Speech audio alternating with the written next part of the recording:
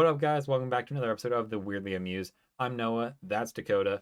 We're here today for a couple more Magic the Gathering related things. More importantly, we have the major announcement for Golos, the Tireless Pilgrim, I believe his name is, banning Correct. in EDH and unbanning of Worldfire. And then after that discussion, we're going to go ahead and jump right into the Innistrad Midnight Hunt set review. That one's going to be spicy. A lot of really good cards in places we don't really expect them to be. But I'm super happy with it. But that out of the way, let's jump into this. So, obviously, big news: Golos banned in Commander, Worldfire unbanned. Worldfire has always been that really big, scary 9 mana, exile everything on the board, exile all your graveyards, all your hands. Everybody goes to 1 life. The Mexican standoff in the purest form of sense. Whoever has that 1/1 hasty creature is going to win. Now, that it's 9 mana. We already have Expropriate at 9 mana. I think Expropriate's a worse spell to resolve than Worldfire. So like, it was okay to come off the ban list, in my opinion. I'm okay with it. Dakota. Yeah, I honestly, mainly because I read it wrong the first time I read it. The first time I read it, I thought it did library as well, but since it doesn't do library as well, yeah, I mean, it's not that it puts the game in like a really fast pace. It speeds up the game. It's still 9 to get off. So without supporting colors, it's going to be hard. It's a good card. It's a fun card to play with. I think that when it was banned, it was appropriate, and I think that there's definitely a lot of stuff that's come out now that's made it a lot easier to play with. It's probably not going to be a problem. Yeah, like Dockside, obviously you can Dockside into this really quick, but like, cool. Dockside does a lot of degenerate things really fast. Not that big of a deal. Now, the banning, though, of Golos, that's the big one.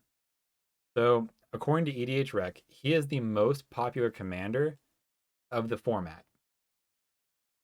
Now, my personal opinion on this, I think it's because of three reasons. One, he's a 5 color commander. Two, he's a good 5 color commander with an amazing ability. And three, he was dirt cheap because he was printed in M20 when collector boosters started to become a thing. So everybody has copies of him in non-foil, foil, extended art, foil, extended art, everywhere. Everybody has one or has had one at one point.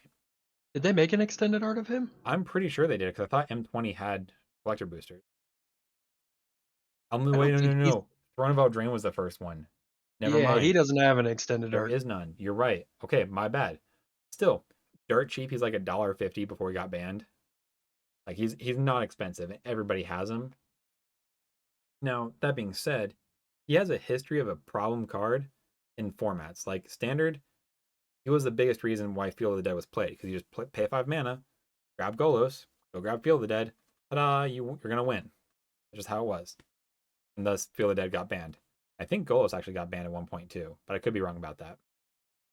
I think they just did Field of the Dead. Regardless, like he saw a play for that one deck, it got banned. Never again. Everybody sold their copies. He's made some splash in modern Tron with Cascading Cataracts, because then you just pay 7 mana, shuffle your deck, get 3 amazing bombs off the top of your library for 7 mana, like Karn, Ugin, Ulamog. It was very nice. So if Ancient Stirrings ever gets banned in Modern, go on to Golos plan. Trust me, it's very good. Now, that being the case, though, for EDH, he he presented a problem that I'm not sure a lot of people realize. You played him, and then you didn't play the game. You just spun him as many times as you could, or played ramp spells to spin him more. That's every single time I've seen Golos played. Is you're okay. I'm going to cast Golos, go get my off color land. I need to make my 5 colors. Next turn, spin Golos. Oh, look, I got Eldrazi, massive planeswalkers, omniscience, all this stuff. Or there's like, I saw a Maze's End deck, whereas, okay, here's Golos. Flicker him 15 times, get all my gates, untap them all. Ta da, win the game. He did too much for too little. And that's why I think it's an okay, actually a good banning. Thrasios is a similar problem. He's a very undercosted commander with a mana sink ability, just like Urza, but they're color locked. Golos wasn't. He was in all 5 colors. You can play whatever you wanted to. You want to play 5 color Bigfoot tribal? Golos could do it for you. You wanted to play 5 color shenanigans? Golos. 5 color dragons? Golos. But there's other dragons, obviously, for better ones. But Golos is still a very good commander. That's not even his tribe. And also, another stuff that you could just throw in to make him infinitely better, paradoxical outcome, turnabout, second harvest, all of those cards that make you untap. Or that wasn't paradoxical outcome. Which am I thinking of? The one that everybody cheats the game with, Isochron Scepter. Dramatic reversal. Thank you. Dramatic reversal. You just throw those in there as well. So like, oh man, I didn't rip much, but check this out. Untap it. Try again. And then you're right. He's the most commonly played, and because not only is he incredibly good, but even if you're new to Magic and you never done anything before, he is a super simple commander to build around. Because what do you want to do? Throw it in there, give it a chance. Yeah, it doesn't matter what it is. Golos is both the easiest, most casual commander to build and also a highly competitive commander. He fills every single gap. He is all over the board. There is no like, oh man, he's just good. No, he can be terrible too, but like you could throw anything into him and he still operates. And he's got all five colors, so you don't have to take your time with the deck. You could just test some stuff out. He's gonna work. It's just hilarious whenever you have like the turn zero conversation with everybody about a game. They sit down a Thrasios and any other partner, and as long as it's not Timno, they try to convince you, oh, it's not good. Don't worry about it. Thrasios basically does nothing, and then Thrasios, and you're like, I knew what you were doing. You just could have, honest man. Like I know Thrasios, all right. Like it's fine.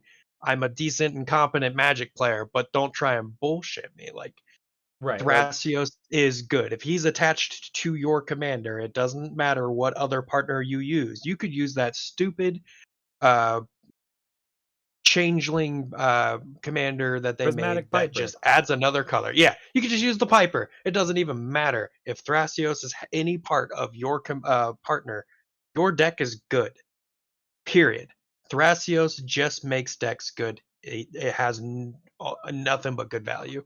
It's a phenomenal card. Yeah, if you can't swap Thrasios out for Kydel and have the exact same deck, it's a Thrasios deck. Hmm. Like Kydel is the exact same color pairing, just 2 manas more, and actually makes you mana. But we're still forgetting one key part of Golos. When it ETBs, you get a land onto the battlefield tapped. Any land. Any. Valakut, Field of the Dead, Urborg, Cabal Coffers, the new Yavimaya that makes everything a forest, Gaia's Cradle, Command Tower, Ghost Quarter, Wasteland. You name a land, it's out there. They can just get it. 5 mana, get it. Oh, but you blow up Golos every time. Cool. 7 mana, get a land for free. It's a 1 mana He commander literally cards. gets half of his commander tax back from himself. Yeah. And historically, commanders that cheat commander tax to that extent or provide too much value tend to get banned. Leovold, 3 mana, but you lock your opponents out of the game forever. Hull Breacher, exact same problem. We'll go to Grizzlebrand. 7 mana, maybe 8 mana, I think. He actually might be 8 Seven. mana. 7 draw 7. Well, no, his ability. I think he's 4 black, black, black, black. I think. Either way, 7 or 8 mana, pay 7 life, draw 7 cards. In a 40 life format, that's ridiculous. Um, but like cards that cheat your commander cast or command cost, like Tasigur, you're not cheating it, you're just using something else for your command tax. Like there's a precedent of cards of X power level or higher are on the watch list. Golos was almost immediately on that list. Now, that being the case, I understand everybody's gonna be upset because, it is the most popular commander in the format. A lot of people just lost their decks. So, that being the case, look at it this way. If your deck can't switch the commander to a different 5 color commander, unless you're running lands, you built a Golos deck. It's not just a casual deck, it's a Golos deck. Same thing with Thrasios. If you can't swap out the commander for a commander of the same pairing, you built a deck for that commander, and that commander is inherently powerful. There's a floor and a ceiling. Its floor is higher than most people's ceilings. You remember like 4 or 5 years ago when everybody really wanted 5 color commanders, but you either had to go dragons or that $5 or 5 color chromat that had the modes that did Yeah. nothing. You just used it for the colors Yes. because there was nothing available. And then there's Golos. It's like literally you can do what you want. The sky's your limit. There's literally no bad way to build this deck. Have fun. Right. I remember that complete um, garbage one that I built. I tried to throw all of the stupid cards that never see play in it and just had random effects. And I even made sure to go as far into dual colors as I could to try and spread out what the deck did. And it still did amazing. I had that 7 drop. Opponents take damage equal to the number of lands they have in play. I had like the silliest cards in that deck, and it still did phenomenal. It's just it's just good. Enough with the whole banned, unbanned cards, yada yada. Let's talk about the new cards that are coming. The Innistrad Midnight Hunt set releases on Arena actually Thursday, September 16th. So if I have that chance to, I'm going to try streaming that here on the Twitch channel for us. We'll see how the servers actually do. Arena is notorious for crashing the day of updates. So if I can't do that, I'll probably switch to something else. But anyway, we'll still have stuff. That being the case, though, let's get into it. Just a disclaimer: this one is focused mainly on werewolves and other of the monsters in the Innistrad, whereas the vampire side of things that comes in during the next Innistrad set, Crimson Vow, later this year. And based on what the cards are showing us, there's a very big likelihood we will see a marriage of Olivia Voldaren and Soren's granddad, the most feared vampire in the multiverse, Edgar Markov. Edgar Markov has one card, and it's a stupidly busted commander card. Stupidly busted commander card. So imagine an Edgar Markov in standard. Probably Think gonna he's be gonna be as powerful, but could be even more broken. think he'll be Mardu still too?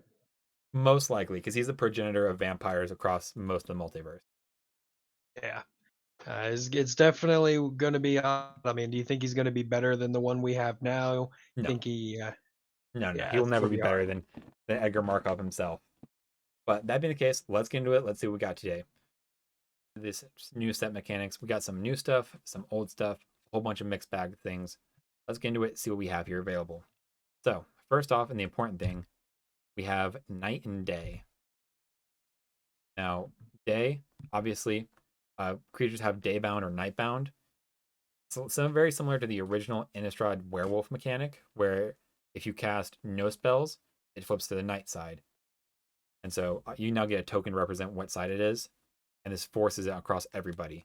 So if you play a creature that's nightbound and it hits night, usually you'll say make it day or make it night. But if it says nightbound, boom, has to come in as nightbound form. And then there's a night token. Permanents enter the battlefield nightbound or permanents enter the battlefield daybound. If a player casts a spell with casts at least 2 spells during their own turn, it becomes day during next turn. So in Commander, you could see this change up to 3 times, maybe even 4 times on a rotation, depending if people play like extra turns or whatnot. So this has a lot of implications here. The downside, old werewolves did not get eroded to have this. So this does not work with old werewolf cards, which is kind of stupid. Yeah, because then you could have field wolf and just like, hey little buddy, it's nighttime, wake up. Yeah, it's kind of stupid, but it is what it is.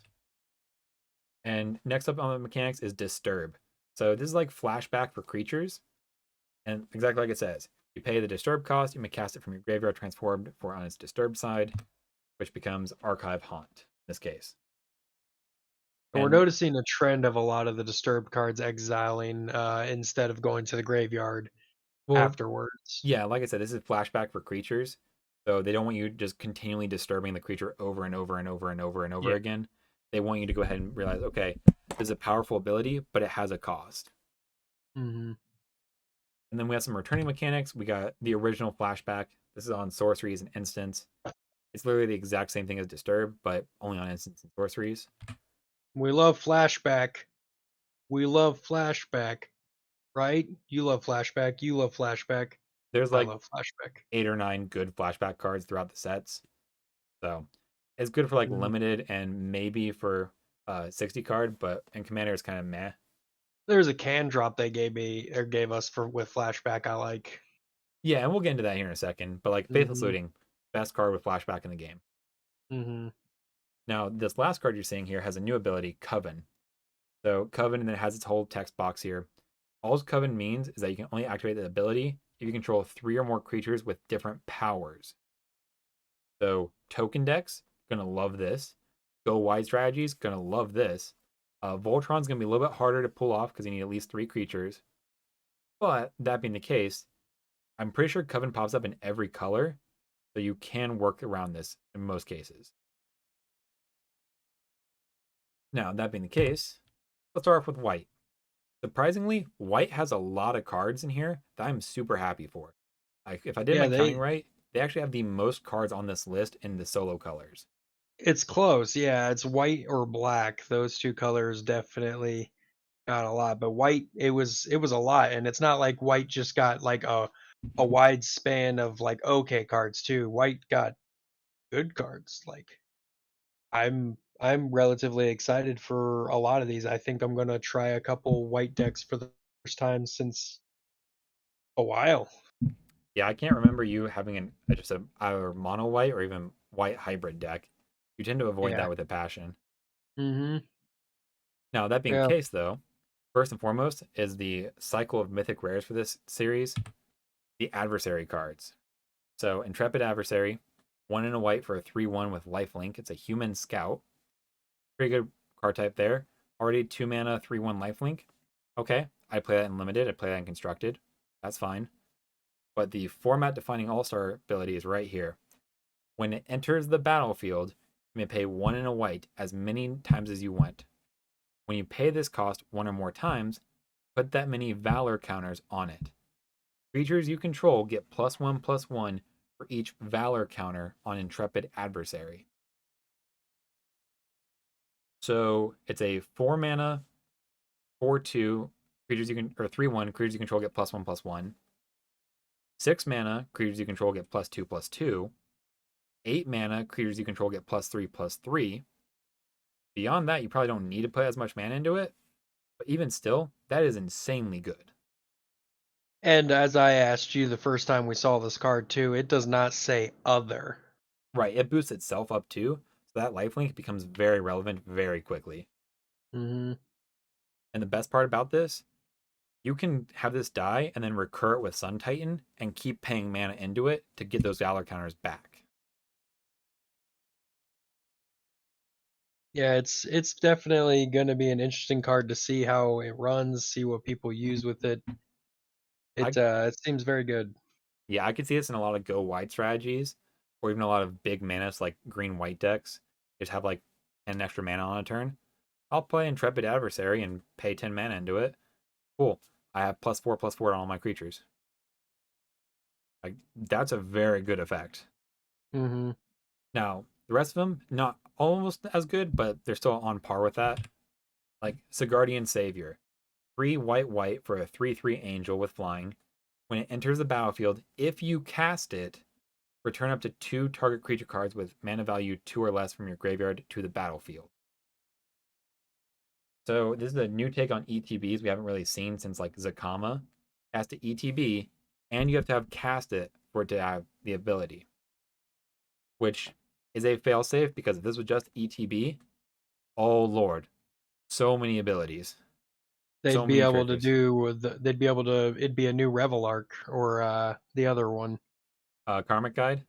Thank you. Yeah. No, this would be almost better because I can loop like Charming Prince and other things that flicker it. So I Yeah. can have almost infinite flicker of this to always get stuff from my graveyard. Like it would be a menace to society. As it Yeah. stands though, very, very solid card. I love it. Very fair. Next up, we have Enduring Angel. This is our first instance of a flip card on this one. And I Now, love this card. it's a cool card. It's also a little bit of an annoyance though.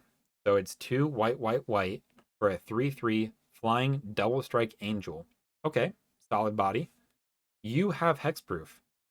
Not super relevant in Commander, but in like 60 card formats, pretty good ability. but its key word is this: if your life total would be reduced to 0 or less, instead transform it, and your life total becomes 3. Then, if it didn't transform this way, you lose the game. So it prevents your opponents from cloning the other side. And speaking of the other side, Angelic Enforcer. Flying, you have hexproof. Power and toughness are each equal to your life total. And whenever it attacks, double your life total. So that's an attack trigger too. It doesn't have to deal damage, which is Yeah. awesome. So that 3 life you just got when you flip her, cool. My turn, attack you. Now I'm at to a minimum of 6. Well, it's double strike too, so doesn't that do 2 attack triggers? No, double strike does double damage triggers. Ah. Angelic Enforcer doesn't have double strike though. It's just flying and you have hexproof. But Oh. you pair this with all the Boros extra combat spells and combat tricks, you can get back up to above your starting life total very, very easily in one turn. Mm-hmm. This is a Yeah, very good she's card. Because remember, she'll yeah. attack as a 3/3, and then when they go to blocks, it'll be a 6/6 because you've already doubled your life total. Mm-hmm. This is a phenomenal card. I really like this for angel decks or for like last ditch effort to stay alive. Kind of wish it had flash, but Right. next one is up is Fateful Absence. 1 in a white for an instant, destroy target creature or planeswalker. Its controller investigates. Investigates just means they make a clue token. Yeah, Uh, which I mean, throw in a card this cheap in a color that's not its own is real awesome. yeah, but yeah. 1 in a white to destroy any creature or planeswalker you want. Or you give them a clue token, they can pay 2 mana to draw a card. Whatever. You just destroyed an Ugin or a Craterhoof Behemoth or whatever. Like that's a good card. And it's finally in white. You got Planeswalker answers in white, which I don't think Um, existed in mono besides white, I maybe don't think they did, but they definitely existed in white black. I don't think I think the gift card is the only one that could hit a Planeswalker, right? But that still gave him an elephant too. Yeah, this I'd is a rather very give him good a clue. removal card. I'd look at getting a Mhm. full art foil if you could. Oh yeah. But that being the case, next up we have This is probably my favorite white card. Sigarda's Splendor. 2 white white for an enchantment. When it ETBs, note your life total. Okay. At the beginning of your upkeep, draw a card if your life total is greater than or equal to the last noted life total on Sigarda's Splendor. Then change the life total noted to that. Okay. Then whenever you cast a white spell, you gain 1 life. So as long as you're casting spells every turn or gaining life every turn, you're drawing a card. It's a little slow, but it's definitely a step in the right direction for white card draw. I like it. Yeah, I think this could be very I good, am a especially where like life gain or more like a control based decks where you're not taking as much damage over time. This can probably draw you. Olaro. Yeah, Olaro is perfect with this. Yeah, you can be drawing a lot of cards off this really quick. I like it. Next up, we have Sun Gold Sentinel, the Coven card. This one's in here just to show you, hey, Coven is in here. It's not the greatest. It's a 2 mana 3/2. When it enters battlefield or attacks, exile to 1 target card from a graveyard. So it's a minor graveyard hate. It can come in handy, but its Coven ability is 1 in a white. Choose a color. It gains hexproof from that color until end of turn. It can be blocked by creatures of that color this turn. So for Voltron, it has very good potential. Okay, you have all red X creatures, 1 in a white. Cool. Hexproof and can be blocked by red creatures. Here we go. Hmm. Now the It's stipulation. Oh, go ahead. no, you're good. The stipulation of activate only if you control 3 or more creatures with different powers kind of sucks, but this isn't a sorcery speed ability. You can do this on your opponent's turn to protect it from a kill spell. Hmm. And with a lot of the graveyard effects, I think this will still see play because it's on attacks and ETB. It doesn't have to deal damage, so sure it'll block, but at minimum you're probably going to get 2 things with it, which is pretty nice in white. I don't think white has very many other answers for graveyards, do they? White is the premier graveyard removal color.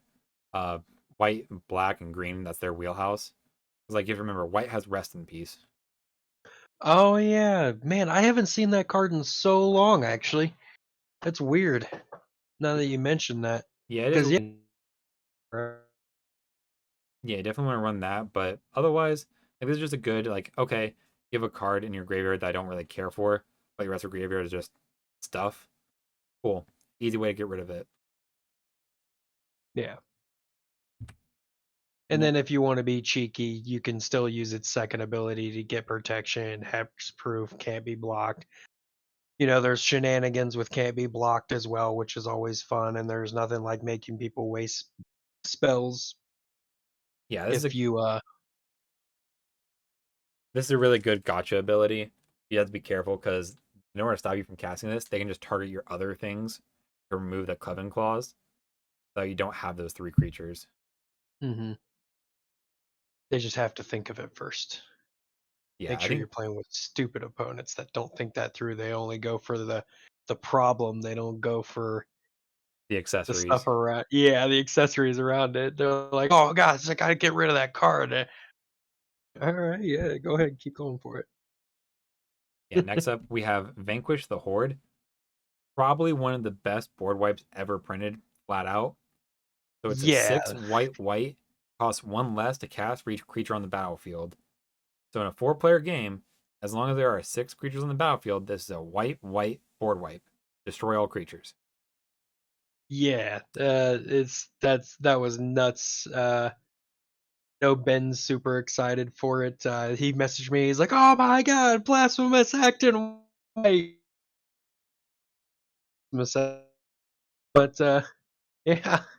Oh man, it is so good. That card's incredible. That's just I think it's going to be an auto include in everything white, honestly. I think it'd be bad if it wasn't.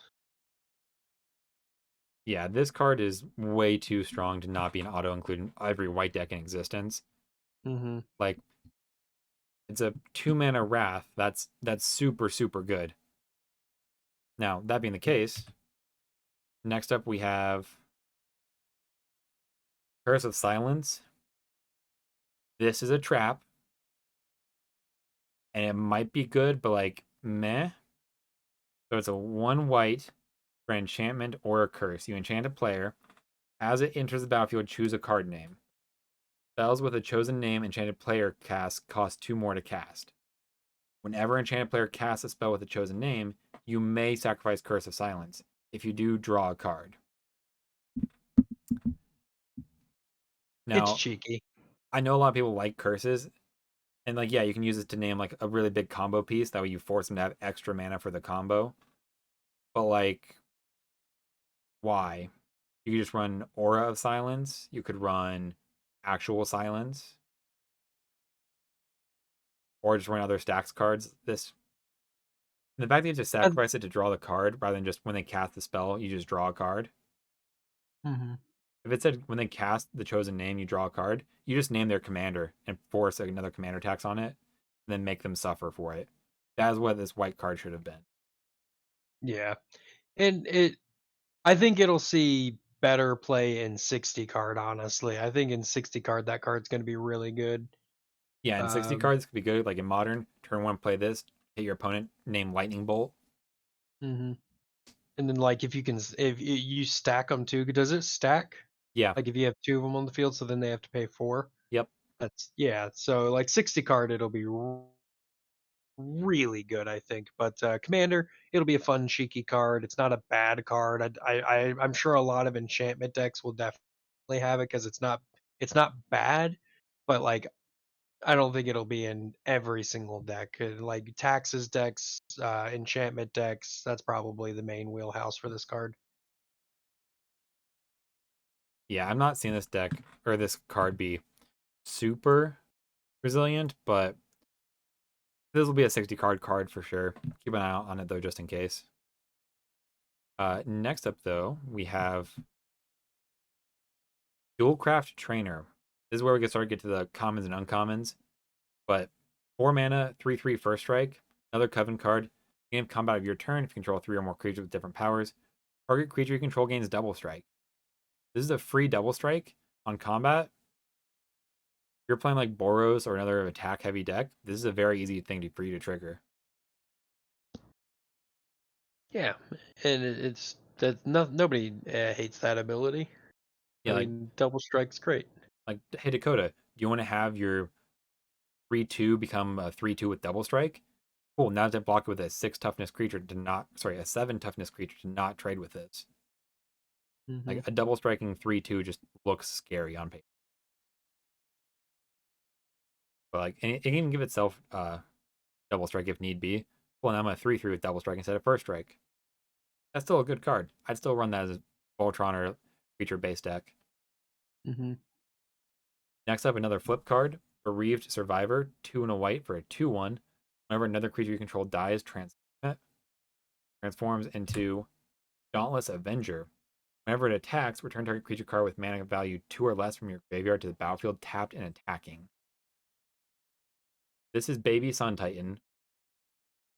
Yeah, Grabs CMC 2 or less. So, like, okay, cool. What are you going to grab? You can grab Sakura Tribe Elder. You can grab, or some more like 1 and 2 drops that you sacrifice. it's a win con. The demon from Kalia. It's another one of those win cons with the demon from Kalia because it's only got one power. It puts it in the battlefield tapped and attacking. Boom. There you go. Well, it has to be a CMC 2 or less. Oh, it's CMC, not okay. Never mind. Don't listen to me. Yeah, I don't know what you're I'm thinking about talking about. that one mono black demon that kills him. But yeah, no, this puts CMC 2 or less. Like uh the Thalia stacking creature, a lot of the small creatures ETB do something. Um Hmm. the adversary card we saw earlier that can just pump to make more mana or pump to get more counters on everything. Just saying. Like there's a lot of 2 drops or less creatures you can probably pull back with this that are pretty good. Um, the one that just doesn't let people do anything on your turn. Oh, Grand Abolisher, And Draneth Abolisher. Magistrate. Yeah, they can hit a lot of those goodies. Even if you just need an extra body to attack with. Cool. Yeah, it is a good card. This I is did read it wrong. I when I first saw it, I thought it was power.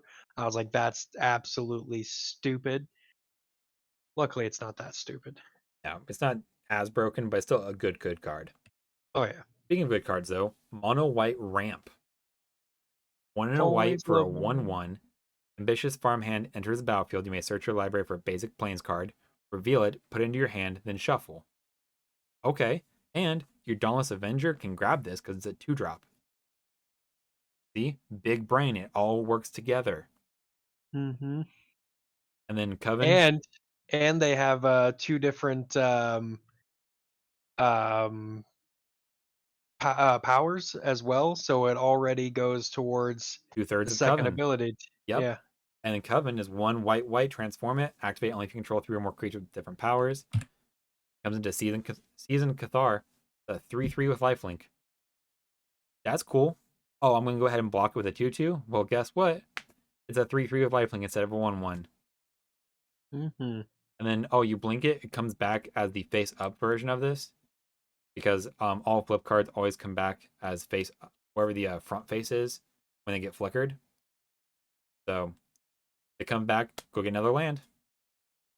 Oh, it dies. It's ambitious farmhand in your graveyard. Expect to see a lot of this card. This is going to be a very played card. Should be a very played card anyway. Core Cartographer is 4 mana for a 2/2 that does the similar ability. This is a 1/1 for 2 mana that can flip and be a 3/3 body with. Yeah, very good card. Next up is a Um, card I wish I was an enchantment. yeah, I thought it was an enchantment until for a while actually. 1 and a white for Sunset Revelry. Sorcery, if an opponent has more life than you, gain 4 life. Okay. If an opponent controls more creatures than you, create 2 1/1 white human creature tokens. Makes sense. And then lastly, if an opponent has more cards in hand than you, draw a card. Honestly, if this was a sorcery or an enchantment instead of a sorcery and they left everything else the same, totally fine to be an uncommon. Because eventually it caps out. It's not if you have more or draw a card in your upkeep, it's just if somebody else has more than you, then you do it. You're playing catch up, which all white does. Yeah, and it's pretty nice for 2 mana to get all of those resources too, and that's kind of actually very interesting. I wonder if it'll see play because it is sorcery. I mean, I don't see why it wouldn't I'd probably gain run this life. in every non like CDH white deck. I'll probably run a copy of this in there because you never know. Like, hey, I'm at 32 and you're at 35. I'm gonna gain 4 life. Oh, you have 4 creatures of my 3. I'll make 2 tokens. And the blue player, you have 15 cards in hand. Cool. I'm gonna draw a card. Yeah. For 2 mana, it's just no reason not to run it unless you don't have the slot. But I think this is a good enough card to run in pretty much every white deck across the format. Yeah, why not? Still in white, Chaplain of Alms, 1 mana for a 1/1 human cleric. First strike, ward 1. So whenever it becomes the target of a spell or ability an opponent controls, you counter it unless they pay 1. Okay, it's cool. For 1 mana, the somewhat resilient body. But the disturb side of it's the real important part. So disturb, 3 and a white for Chapel Shieldgeist. 2/1 flying first strike spirit cleric. Each creature you control has ward 1. Okay. So all your creatures that you don't want people targeting, just pay 4 mana, pull us out of your graveyard. Ta-da, they all have the ward 1 ability. So like, okay, Dakota, your swords to plowshares, do you want to pay 2 mana for that or just 1 mana? Right? Uh, This is yeah, on I'd rather pay 1. and this is on top of other abilities that may have like some of the creatures already have ward on top of them. This will stack. So if they already have like ward 2, this makes it ward 3. Like this is a very strong uncommon. I'd expect to see this in a lot of go wide strategies, like tokens. I could see this card popping up a lot of places. Yeah, because if there's any burn spells that are coming out too, those will all have be 1 more. And burn spells are always good because they're cheap. If you make them more expensive, that's So it making doesn't them deal with loot. mass burn like Blasphemous Act, but like targeted burn like Lightning Bolt, Lightning Strike, then yeah. Lava Claw and all that. Yeah. Or like fight spells. An opponent has a target creature you control fights target creature an opponent controls. This will counter unless they pay an extra 1 for that. Yeah. That's pretty good. Yeah, I forgot it said ability for a while too. Now, you're also probably wondering, so how do we get the day and night cards to start? Cards like this, Gavany Dawn Guard, 1 white for a 3/3 human soldier. It has built-in ward 1. So with Chaplain Shield Guys, it's ward 2. But it clearly says if it's neither day nor night, it becomes day as it ETBs. Cool. That's how you start the trigger. Kind of like the Monarch token. It doesn't exist until somebody puts it in there first. But once it's there, it's always there.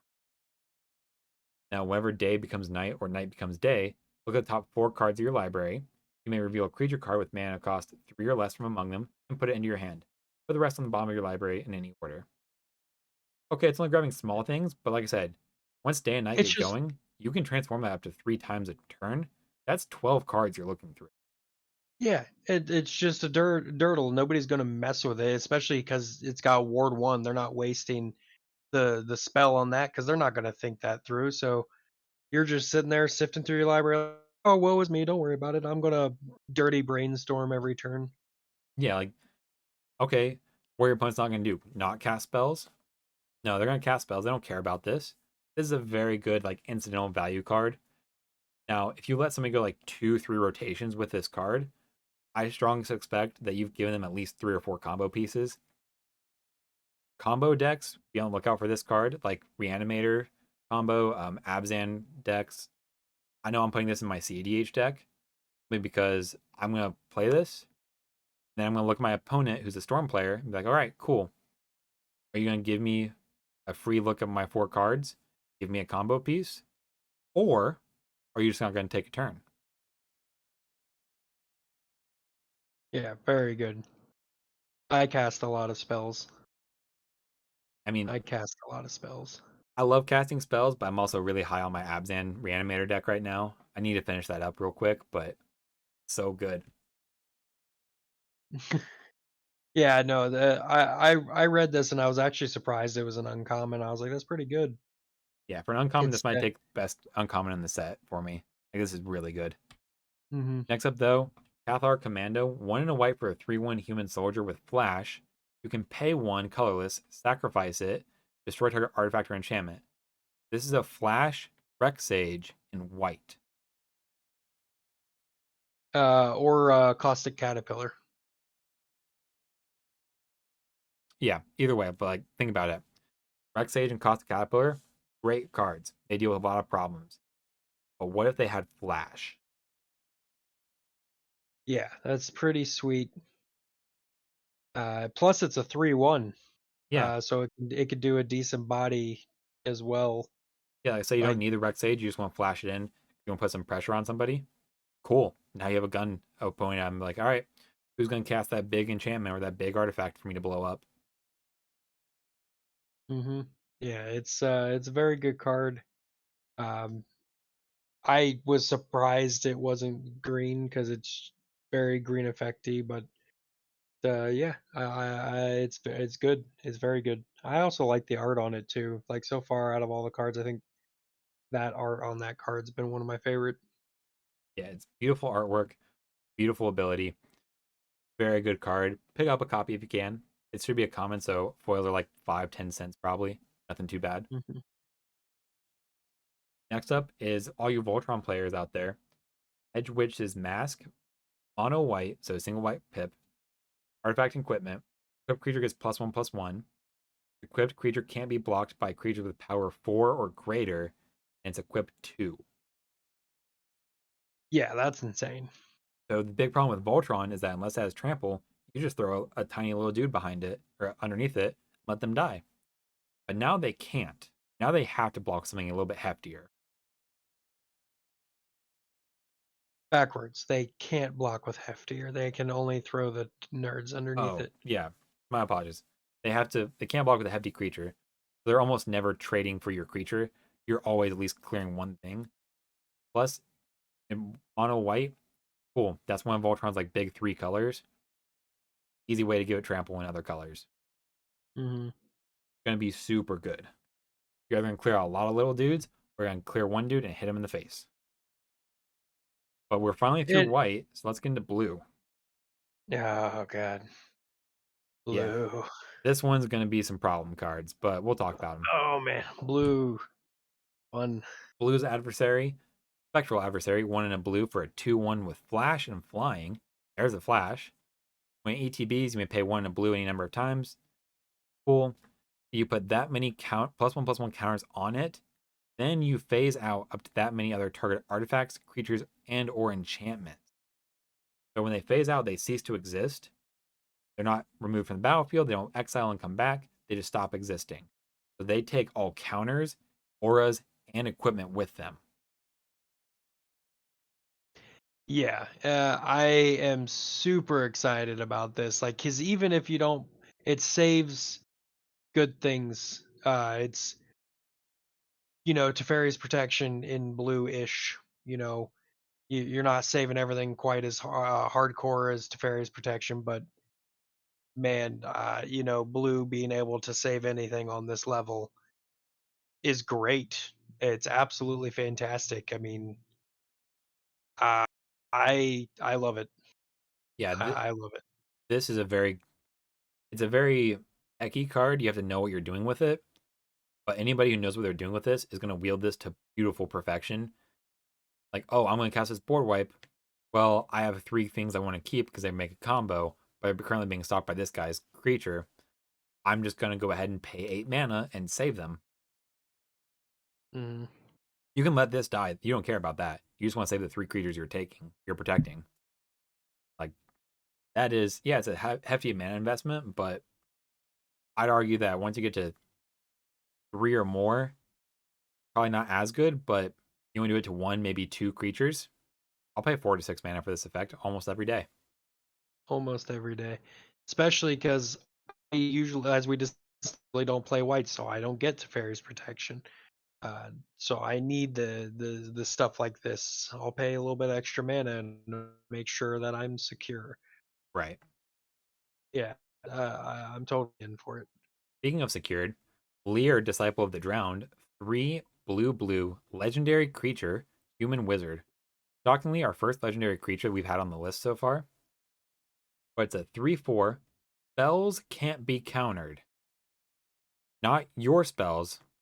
All spells can't be Oh, countered. And then on top of that, because that's not enough spice. Each instant and sorcery card in your graveyard has flashback. The flashback cost is equal to that card's mana cost. Now, quick interaction here. If a card already has flashback, you can pick which flashback cost to pay. which obviously you're going to pay the regular mana price. Who's going to pay more? Exactly. Well, I mean, some cards have a lower flashback cost, so Yeah. yeah. But yeah, no. Be careful with this because it stops your spells from being countered, but also stops your opponent's spells from being countered. Now, that being the case, I saw some really cute stuff with this where you play this and High Tide and make like a bajillion mana. So you play this, then you cast High Tide. So all of your blue spells, sorry, all your islands tap for double blue. Then you flash back High Tide out of your graveyard. With it on the stack, you cast Narset's Reversal. Narset's Reversal puts the original copy into your hand and then copies it, making all your islands tap for 3 blue mana. Now, you tap one of those blue mana, or one island for 3 blue mana, cast Frantic Search, draw 2, discard 2, untap 3 lands. Now you have 9 mana worth of stuff open, and a storm count of like 4. You just play Yeah. mono blue storm with this, and it's amazing, hilarious. Or you just use it as like, okay, I'm gonna cast this on your end step with a flash enabler somehow, like Quicksilver Amulet, Vidalcan Ori, anything like that. On your turn, you're wide open. Nobody can stop you.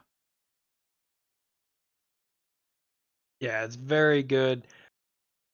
It's probably going to be in one of my decks here soon. I'm still debating on it, but yeah, it's so good. Like it's just hard not to love this card. It's it's basically Mizzix Mastery permanent. Yeah, if a player casts this, they're looking to make a lot of value really quick, or looking to win the game that turn. So Yeah. be on the lookout for that. Now, that being the case, next up, Poppet Stitcher, 2 in a blue, 2/3 human wizard. Whenever you cast an instant or sorcery spell, create a 2/2 black zombie creature token with Decayed. Now, Decayed isn't really a set mechanic because only the zombie token has it, but Decayed means it can't block, and when it attacks, sacrifice it at end of combat. So the zombie token's not that useful, but you might be able to like set free sacrifice fodder, free aristocrat abilities, things like that. Keep in mind it can't block, and you only attack with it once. So you might want to build up with it, or you could like use them as engines for something else. But yeah, it's Yeah, they're I have an idea, but I'm not sure if it's going to be good. yeah, it's a. I personally don't think Decayed is a great mechanic. I think it's a dud, but I'm willing to be proven wrong. If you have a Decayed idea or Decayed deck in the works, definitely go and let us know in the comments. Submit a deck list in the comments. Let us know. Who knows? Maybe we'll even get you in a game to test it out. See. But moving on here, at the beginning of your upkeep, if you control 3 or more creature tokens, so that's why he makes you the tokens, you may transform Poppet Stitcher. This one transforms into something interesting. The Poppet Factory. A blue artifact. Creature tokens you control lose all abilities and have base power and toughness 3/3. Now the tokens are useful. Now they are, and they get a little bit of a bump. However, at the beginning of your upkeep, you may transform it. So, say you run out of tokens, all right, I'm gonna flip it back to Poppet Stitch. I have enough tokens, cool. It's Poppet Factory. I'm gonna keep it there. Yeah, I think it. I think with this card, Decayed can have some benefits. I know that this card is actually in the Decayed build that I'm working on right now. Uh, but it's interesting. It's cool. I mean, I would like to say bodies, for instance, and sorceries, but it's not really because again, they can't block. Right, which I think is their So biggest downside. Like you said, they can't attack, but when they block, sacrifice at the end of combat, I'm with this all day long. right, yeah, that'd be great. Moving on here, Grafted Identity. It's another steal effect, but this one's a little bit different. 2 blue blue for enchantment aura. Has an additional cost to cast the spell. Sacrifice a creature. Enchant creature. You control enchanted creature. And enchanted creature gets +1/+1. So it's like mind control, but different. I wouldn't say it's better because you're giving up a creature yourself. But like I can give up a zombie token with Decayed to grab your Hmm. commander. And it's 2 less mana, right? Mind control's 6 mana. That's Mind's Desire. Which one am I? How much is mind control? I think it's only 2 blue blue. Really? Yeah. But doesn't it hit only a converted mana cost? Nope. Hmm. So this is pretty good. Yeah, like, I wouldn't say it's like an upgrade or a downgrade. I think it's more of a side grade because, like I said, you have to sacrifice a creature yourself. But at the same time, like you can give up a token, get something big. Hmm. And I'm sure if you're using this, you're probably going to have a deck that's going to like sacrificing things. Yeah, or like I can steal your opponent's creatures for a temporary turn and then sacrifice them to grab something permanently. That could be pretty cool. Hmm. Next up is probably the most powerful card in the set. 1 in a blue for Malevolent Hermit. It's a 2/1 human wizard. You can pay a blue and sacrifice him. Counter target non-creature spell unless its controller pays 3. But mana leaks. Not too bad. We've seen the stuff with like Siren Storm Tamer that counters unless they pay 1 or something. But Disturb is 2 in a blue for the best part. Benevolent Geist. It's a 2/2 Spirit Wizard flying. Non-creature spells you control can't be countered. Not just instants and sorceries, ladies and gentlemen. Your artifacts, your enchantments, your planeswalkers. Someone's excited about this card. Because Uh, I don't know if you remember in the last video, I told you I was building a wizard deck. yeah, It's a wizard on both sides. this card is going to be stupid good. Blue players, you're going to need a full art foil copy of this. Like we already Oh, know this. Your wallet's going to thank you later. I will have this card. I will 100%. This and one other card are 100% guarantees for me that they will be that I probably buy from the set. And I also, Jeremy just literally cracks me up every time he looks at this card because he loves how it goes from a cranky old man, but then whenever he dies, he's like so happy. He's like, that's just like so messed up on so many levels. Yeah, it's called Americanism. All of his grudges suddenly seemed so laughably petty, so he laughed. But speaking of dying, what about this Patrician Geist? 2 in a blue for a 2/2 Spirit Knight with flying. Other spirits you control get +1/+1. Okay, so it's a Spirit Lord. But spells you cast from your graveyard cost 1 less to cast. After I take the deck apart, So then they bring this out. so Disturb cost 1 less to cast. Flashback 1 less to cast. Underworld Breach, everything's 1 less to cast. Notice how it doesn't say to a minimum of 1. Like if you have a 1-drop colorless spell in there, it just is free. That's pretty good. Yeah, I was so upset because in our first video I had Moldrotha and I had Gravebreaker Lambia and then this. And I was like, come on, I could have stacked this stuff. That would have been awesome. Yeah, they Uh, they did you dirty here, but good news. If you ever want to rebuild Modrotha, you have this available to you as well. I know. I know. And if I make other spirits. Because Now, there's a spirit deck in modern, right? there's Bant Spirits. It's kind of meh right now, but it's always been there. Fair enough. So maybe they'll use another lord, and I don't know. I don't know anything about the spirits deck, honestly. I've seen it one time They have like ever. they have 2 or 3 lords in there currently, so a fourth one is definitely needed. There we go. But next up is a cool werewolf that I personally love. My Suspicious Stowaway. 1 in a blue for a 1/1 human rogue werewolf. Suspicious Stowaway can't be blocked. Okay. When deals combat damage to a player, draw a card and then discard a card. All right, that sounds like a really good card. Now, Daybound, if a player casts no spells during their turn, it becomes night next turn, and its Nightbound form is Seafaring Werewolf. 2/1 green werewolf, can't be blocked. When it deals combat damage to a player, draw a card. Nightbound, if it casts at least 2 spells in their own turn, it becomes day next turn. So no matter what side you're on, you're always drawing cards, and it can't be blocked. And that's 2 mana too, so that's kind of cool. I think it's one of the cheaper werewolves I've seen actually. Yeah, it's Uh, among the top rank for like cheapest. I think there's like 3 or 4 other ones that are cheaper, like 1 drops. But still, like this is a very solid 2 mana body. Even if it didn't transform, it just loot every time you hit a player. I'd run this for days.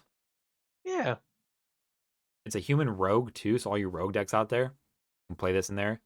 Obviously, it turns into a werewolf and it's no longer a rogue, so gotta be careful there. But who cares? Just make sure you cast at least 1 to 2 spells every turn, and it'll stay a werewolf or a human rogue. plus the art on the werewolf side is really good. Yeah, Innistrاد's always had really amazing art, so I'm really happy we get 2 more or this and 1 more set of it. Hmm. Now this next card is one of the cards I find absolutely hysterical too. This is gonna be a Hysterically. meme, and I love it. I'm so here for this card. I wanted to die to Hmm. this card so many times. Hmm.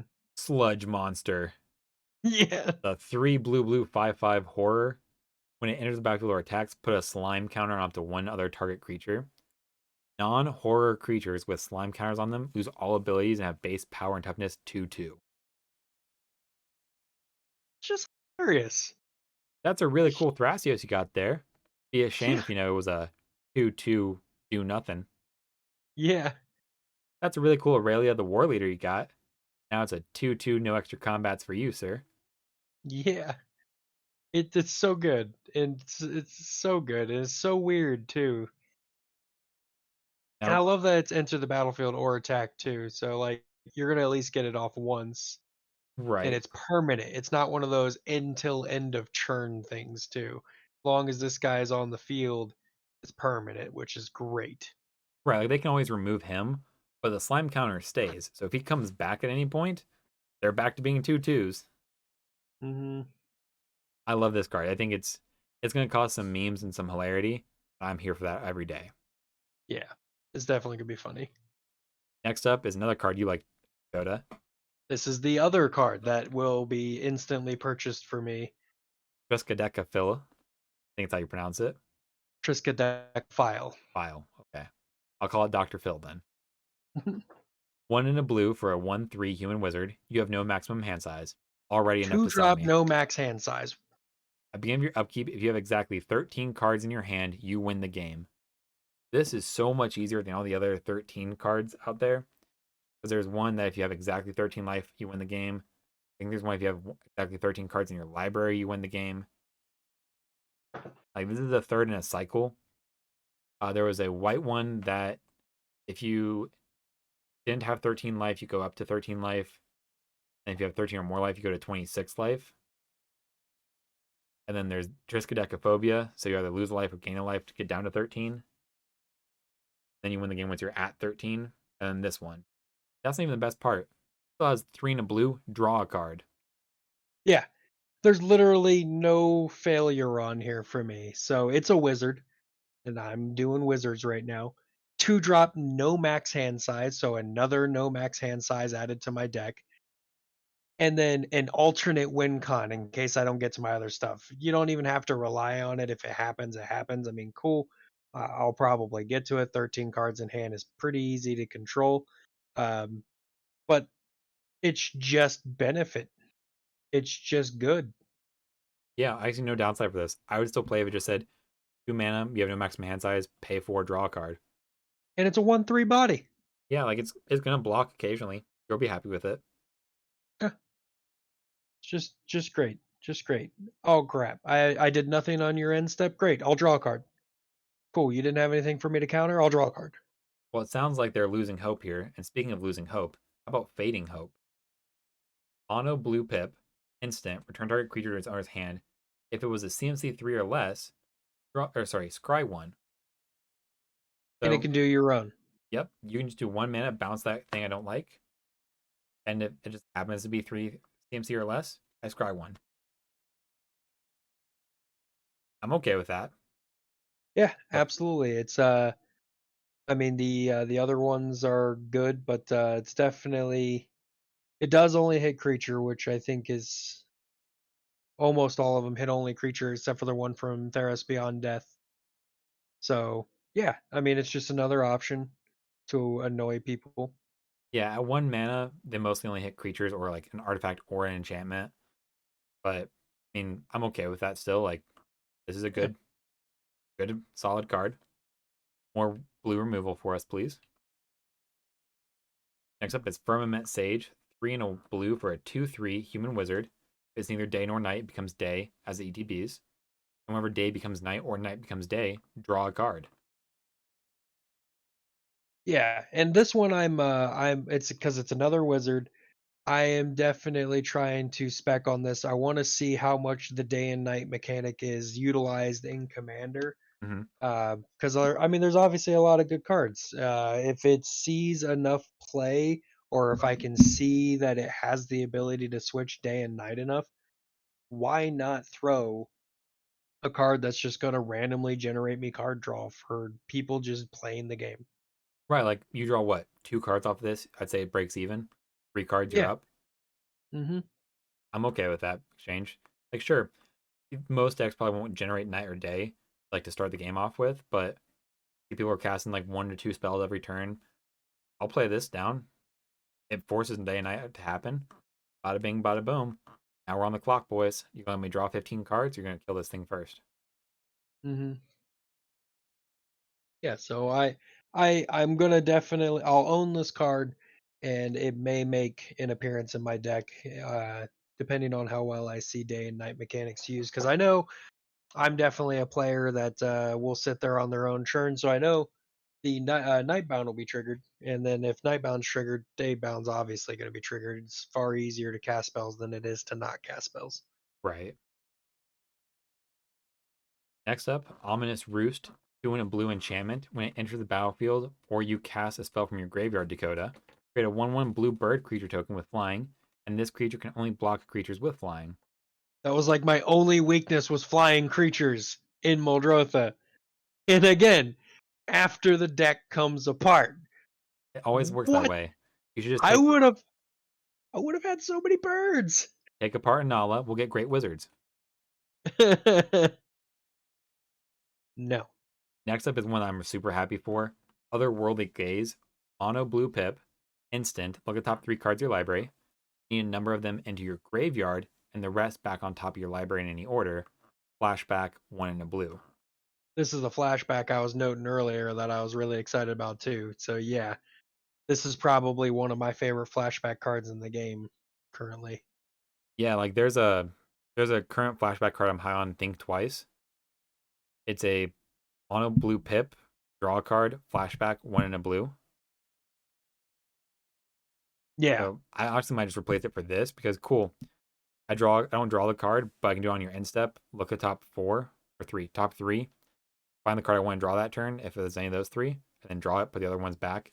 Or if I don't want any of those cards, just mill them. Hmm.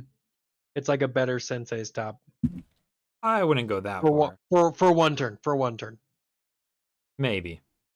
Yeah, I mean, still one mana. Look at the top 3 cards of your library. You have the option to get rid of them all, which Well, is nice. how about you consider this? One Yeah. mana, look at the top card of your library. You may put that card into your graveyard and then draw a card. A new opt with surveil ish. Yeah, just opt. It's just opt, but you surveillance as scry. So Again, yeah, I mean, everybody loves their cantrips for draw spells. One mana draw spell at instant speed is never going to be bad no, I like ever. this. I'm running this in all my blue decks from here on out. It's going to be Hmm. great. But now we're into black. Now, black, they got some problem cards. They're going to be a very good color for commander players. Yeah, and one of the first one, like obviously, we got to go through the adversary, but there's one like I know you. There's a card that you thought might be the best, but I know we were about this card in black. that's going to be dumb. Yeah, black has some dumb cards, and first and foremost, like we mentioned, that adversary. This is Tainted Adversary, 1 and a black for a 2/3 zombie with Death Touch. Okay, best body we've seen so far. When it enters the battlefield, you may pay 2 and a black. Okay, so a little bit more pricey on that thing. Any number of times. When you pay this cost one more times, put that many +1/+1 counters on him. Then create twice that many 2/2 black zombie creature tokens with Decayed. So if you're playing zombie tribal and you have a buttload of mana, you can just slam like 15 mana into this thing and make 10 zombies. Yeah. That's not a bad rate of return. It could be better, but I also think that he might be the worst of the adversaries for just like in general use. He's only going to be Yeah. in a zombie or a heavy mana play. Outside of that, I don't think like the white adversary, most white decks are going to run that. The blue adversary, a lot of blue decks are going to run this. This guy, I can't see every mono black or even just every black X deck running this. I think it's only zombie decks that do this. Next up, we have the big bad demon himself, Lord of the Forsaken. 4 black for a 6/6 flying trample. Pay 1 black, sacrifice another creature. Target player mills 3 cards. Then you pay 1 life and add a colorless mana to your mana pool. Spend this mana only to cast a spell from your graveyard. That's dumb. So, oh, your flashback cost is 2 and a black? How about it's a black and 2 life? Dumb. Yeah, And or again, I just took Modrotha apart. Oh my gosh, that would have been amazing in that deck. it would have been. Oh, Now, that being said, it can't do colored mana. It can only do the colorless. that's But perfectly fine. doesn't matter because even still, you're on the graveyard plan. Just pay a black and sacrifice one of your creatures to mill 3 cards. That's a very good Hmm. recursion engine, like Dredge or anything else like returns some battlefield from the graveyard. This is a good card. Yeah, that's some big hits though. Like, sure, it doesn't hit colored, but then you get your big hits like, you could get Witherboon back for just 2 mana. What? You Yeah, can like Sheoldred for 2 mana from the yard. It's just that's so good. 2 mana and 5 life. Done. yeah. Now we Done. should probably clarify. He doesn't let you cast him from the graveyard. But you have to have another way of doing it. But when he's on the field with that enabler, you're going to town. Going to town. Next up, though, Gosh. the Meat Hook Massacre. Legendary enchantment for black, and X. When it enters the battlefield, each creature gets -X until end of turn. So it's a pseudo board wipe. Whenever a creature you control dies, each opponent loses 1 life. Whenever a creature an opponent controls dies, you gain 1 life. So it's a big board wipe, but it gains you life and loses your opponent a lot of life too. And as he said, it's an enchantment, so it sticks around after this result. Yeah, it does the board wipe. Cool, we're done there. But then you always have that life gain, life loss clause there waiting. So if somebody follows up with their own board wipe after this a couple turns later, you can hit them in the face for a little bit and gain a buttload of life too. Because you're only hitting each opponent for every creature that you control that dies. For every creature your opponent controls that dies, you're gaining 1. Oftentimes, it's going to be a 3-to-1 ratio. I lose a dude, I'm gaining 3 life. You guys each lose a life. That's called docs. Yeah. Very, very good. We have legendary human cleric, though, in black. Jaren, Corrupted Bishop. 2 and a black for a 2/3. When it enters the battlefield or another non token human you control dies, you lose a life and create a 1/1 white human creature token. Okay, so he's just an aristocrat's probably. But you can pay 2. Target human you control gains life link until turn. He's a human himself, so good to see he can help stem the bleeding. At the beginning of your end step, if you have exactly 13 life, you may pay 4 black. If you do, transform him. He transforms, Ormondal the Corruptor. Legendary creature demon, 6/6 flying, trample, lifelink. Good abilities for a demon to have, I guess. But his best clause, sacrifice another creature, draw a card. Just good. Yeah, I mean, Sacrifice. Black loves sacrificing creatures a lot of the time. Sacrifice creature, draw a card. getting to 13 life and having 6 mana open on your end step might be a pain, but it's definitely possible because you have Necropons and other abilities like that. Yeah. I think he's a very good card.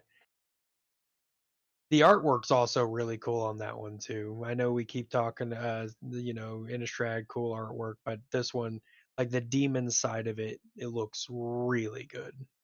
Yeah, like if I could get a playmat out of that, easily paying money for that. That'd be no question. Yeah, But and next up then for another legendary black creature, Gisa Glorious Resurrector. 2 black black for a 4/4 human wizard. There you go, Dakota. It's a wizard. If a creature an opponent controls would die, exile it instead. Very solid ability. But that's not all. Because at the beginning of your upkeep, put all creature cards exiled with Gisa onto the battlefield under your control. They gain Decayed. I'm excited about that because this is going to give me more answers in my beautiful wizard deck. So I will be owning this wonderful card. I am very excited about this. Yeah. Very Oh, excited. your opponent's let's say somehow they managed to kill their Avenger of Zendikar. Be a shame if, I had an Avenger of Zendikar too. Hmm. Oh man, this is going to be a very fun card. Uh, in the sideboard as a commander, this is a good card. I think honestly, other cards are definitely better, but I think this is a more versatile card than most cards we've seen for just being good. Exiling your opponent's stuff, so it's another Kalitas, but you get the stuff back without having to pay for it. Because I think Kalitas can get them back too, right? No, Cletus Uh, doesn't get them back. It just exiles them. who gets them back? Somebody else gets them back. I don't remember, but it doesn't matter. She gets them back without having to pay. Sure, decayed, whatever.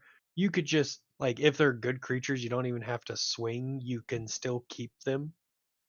Right, like imagine somebody casts a Craterhoof Behemoth, and then somehow that combat just doesn't go through, and they Hmm. end up dying to the Craterhoof. Congratulations, you just got a Craterhoof trigger on your upkeep.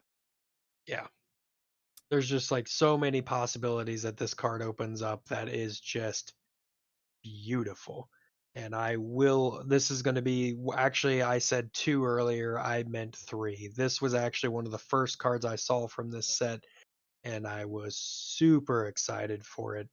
I saw, I guess I was like, I know that lady's a wizard. Let's see what she's got going on. And I read that first effect and I was sold.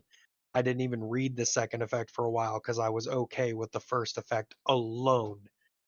And then I saw the second effect and I was like, all right, yeah, no, this is dumb. That's absolutely stupid. I don't get creatures in my deck besides wizards, or even in some other cases. Yeah, I'll take your creatures.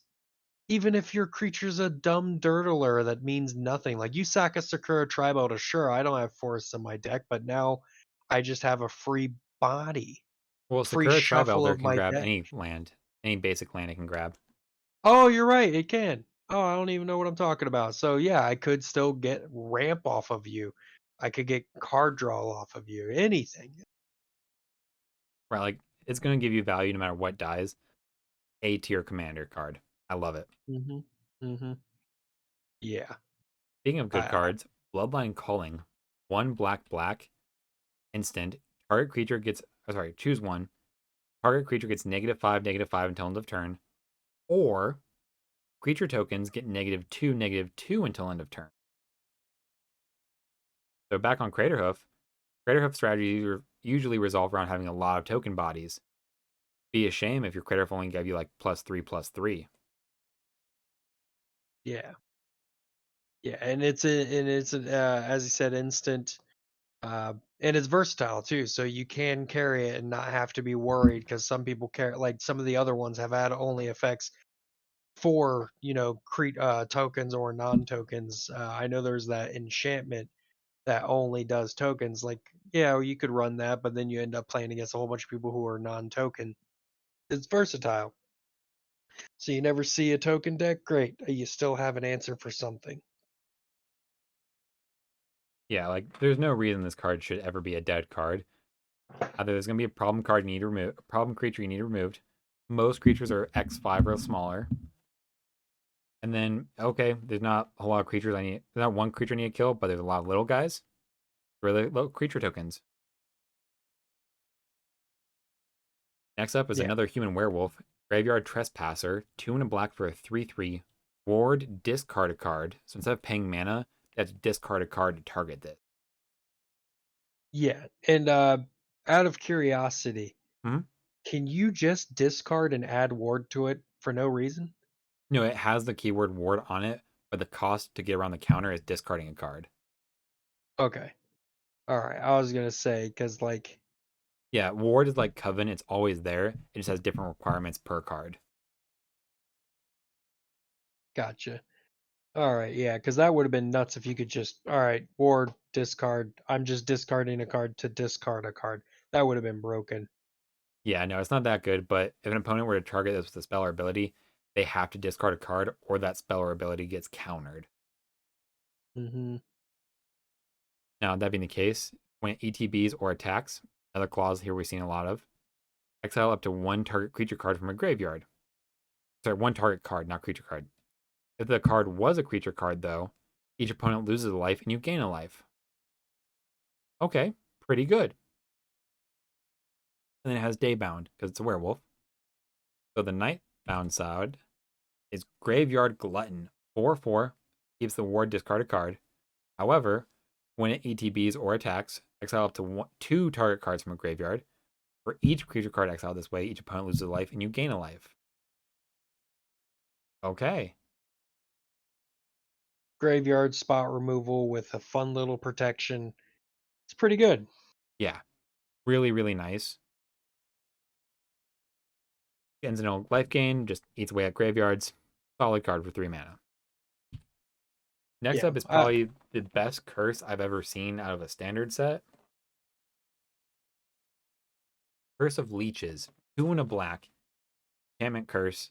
Enchant player. As this permanent transforms into Curse of Leeches, attach it to a player. At the beginning of enchanted player's upkeep, they lose a life and you gain a life. Okay, minor effect, nothing to be worried about there. But notice how it says as this permanent transforms. So you put it onto a person to start with. Then if ever it goes to Nightbound side, it becomes Leeching Lurker, a 4/4 with lifelink that comes battlefield under your control, and already has haste and all that fun stuff. So block will do whatever you need. But Nightbound, when it goes back to being the day side, you can then move it to a different player if you want. You can pass this curse around to of all your opponents. Okay, you're winning. You're in the lead right now with life total wise. I'm gonna put this over on you. Oh, hey, you're almost dead. I'm gonna put this on you to put your clock a little bit faster. Yeah. The, And I don't know. I was gonna say, go ahead. also incentivizes that one player who is cursed with this to flip it to Nightbound side. Because yeah, it only sounds like one life, but like if nobody flips it to Nightbound side, that's gonna add up really quick. And it doesn't activate day and night itself, does it? Oh no, wait, no. Okay, that's just an effect on the card. Don't listen to me. Yeah, so there are some cards that don't flip themselves, but they just say, "Hey, we're gonna make it day already." The stuff that has daybound or nightbound, they automatically check to see that. As Gotcha. far as I'm aware, daybound and nightbound, as far as I remember, do not start the game that way. You have to introduce those mechanics into. And this is one way to do it. The other way is to do it. Go ahead and use the "it's not day, it becomes day" cards. Next up is another wizard for Dakota. Jadar, Ghoul Caller of Nephalia, 1 and a black for a 1/1 legendary creature. Beginning of your end step, if you control no creatures with Decayed, create a 2/2 black zombie creature token with Decayed. I'd be a little more excited for this one if those could block, because I don't attack a lot in my deck. So I do like this card, and actually, the standard decay deck I was talking about might feature this card. Okay. Uh, but I don't know. I probably won't make it into a commander deck. My commander deck. Yeah, I'm not sure how I feel about this card. If the tokens could block, cool. But since they can't block, I don't really see a way of using this except for like aristocrat strategies where I want to sacrifice it. Or like I need bodies to trigger other abilities, like ETBs and whatnot. But I don't know. We'll see how it goes.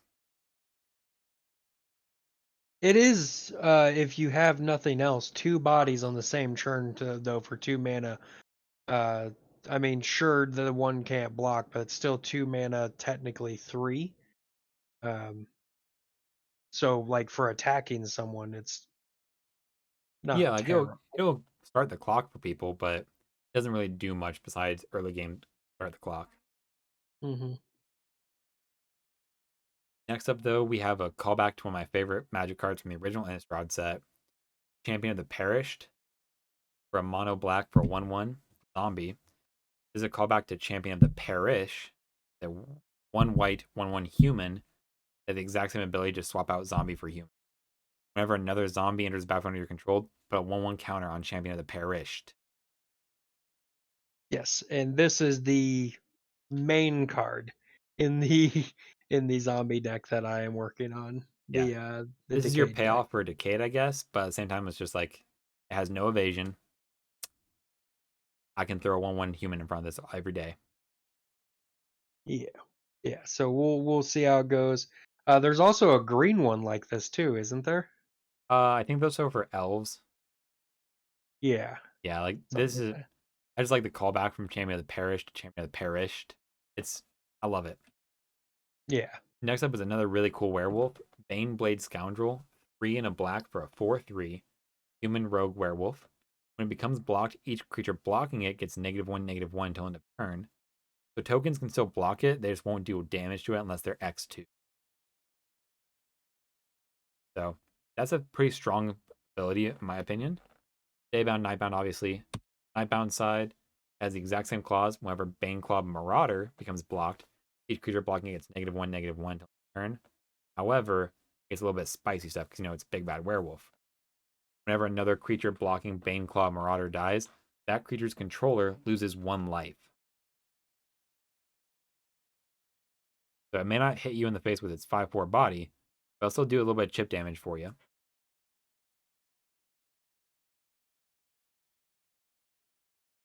After that, Huh. though, we got really good removal spell. 1 and a black for Infernal Grasp. Instant, destroy target creature. You lose 2 life.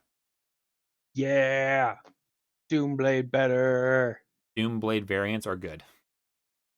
I don't care that I lose 2 life. I'm destroying anything I want to destroy. Any creature I want to Yeah. destroy, at least. I'm okay with that. Absolutely. Next up, Also, that red is amazing on that card. yeah, that is a beautiful shade of red. I love it a lot.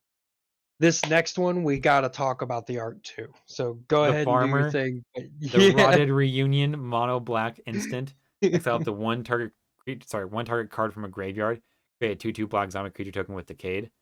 Oh, I'm gonna go ahead and target this with my Snapcaster, my Archaeomancer. How about no, I get a 2/2 body. And it has flashback 1 and a black too. Like I'm gonna go ahead and reanimate this Eldrazi out of my graveyard. No, you're not. Hmm. Yeah, so good. A very good card. Able to be used twice. And then the art. It's just a zombie version of the farmer. I love it. Yes, and it even's got the flavor text. Aunt and Uncle Grayfield love dinner guests. Yep. Uh, it's just it's awesome. It's great homage. It's hilarious.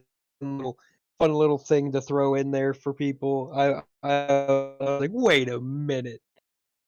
Where have I seen this artwork before? Oh yeah, it's literally Yeah, the most famous artwork of American 1900s. yeah. Like So this, that was fun. that card is beautiful. I love it. But my favorite card this Black series, Defenestrate. or Defenstrate, however you want to say it. 2 and a black, instant destroy target creature without flying. Thematic because Defenestrate or Defenstrate, however you want to pronounce it, is literally just to toss someone out of a window. And that's what's happening here. Just pick somebody out of a window and they go, wee. It's not The that great of a, replace the replacement window would be named in his honor. yeah, best thing ever. Like, cool. It may not be the most useful card, the most like mana efficient card, but the memes there for this card, beautiful.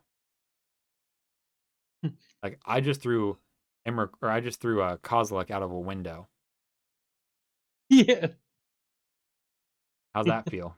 I just threw Thrasios out of a window. He's a fish. Hey, hey, like me now, Rassi. Oh, Red's up next, and Red's got some spicy spice, including my favorite adversary. All right, so yeah, Bloodthirsty Adversary, 1 in a red, hasty 2/2 vampire. Same clause, you can pay 2 in a red this time. A number of times, get some +1/+1 counters.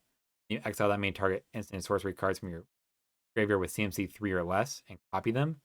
You may cast the copies without paying their mana costs. So your storm count goes up. Your rituals can ritual again. There's a line here where you play Jessica's Will, get like 7 mana, use 5 of it for this, recast Jessica's Will, get 7 more mana. Then you're sitting there pretty. You spent 3 mana to generate, math here, 9 mana. I don't know about you, but if my math is right, 9 is bigger than 3, and that's winning. Because 9 mana means you're trying to push towards casting Worldfire and other big spells. Yeah, that's why Wildfire was unbanned for this. I very much doubt that was the case, but Yeah. anyway. Then we have Burn Down the House, another one of these modal cards that you can pick that's probably never a bad card. It's 3 red red for sorcery. Choose one. Burn Down the House deals 5 damage to each creature and each planeswalker. Okay. 5 mana, 5 damage Wrath. Pretty, excuse me. Usually pretty good.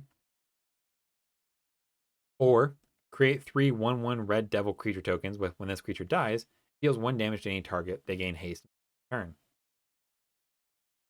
So you just need that little bit extra amount of bodies on the field. You pay 5 mana and get 3 dudes. Not an unreasonable rate. Or if field's too crowded, go ahead and trim it down a bit. Deal 5 damage to each creature, and then you're good to go. Now, I do have one issue with it Okay. because I mean it's a decent card, but Hour of Devastation. Yes, Our Devastation is infinitely better than this, but this is a good alternative in case you can't find Devastation. Yeah. Now, that being the case, Curse of Shaken Faith for 1 in a black, or sorry, not black, 1 in a red. Enchantment Curse.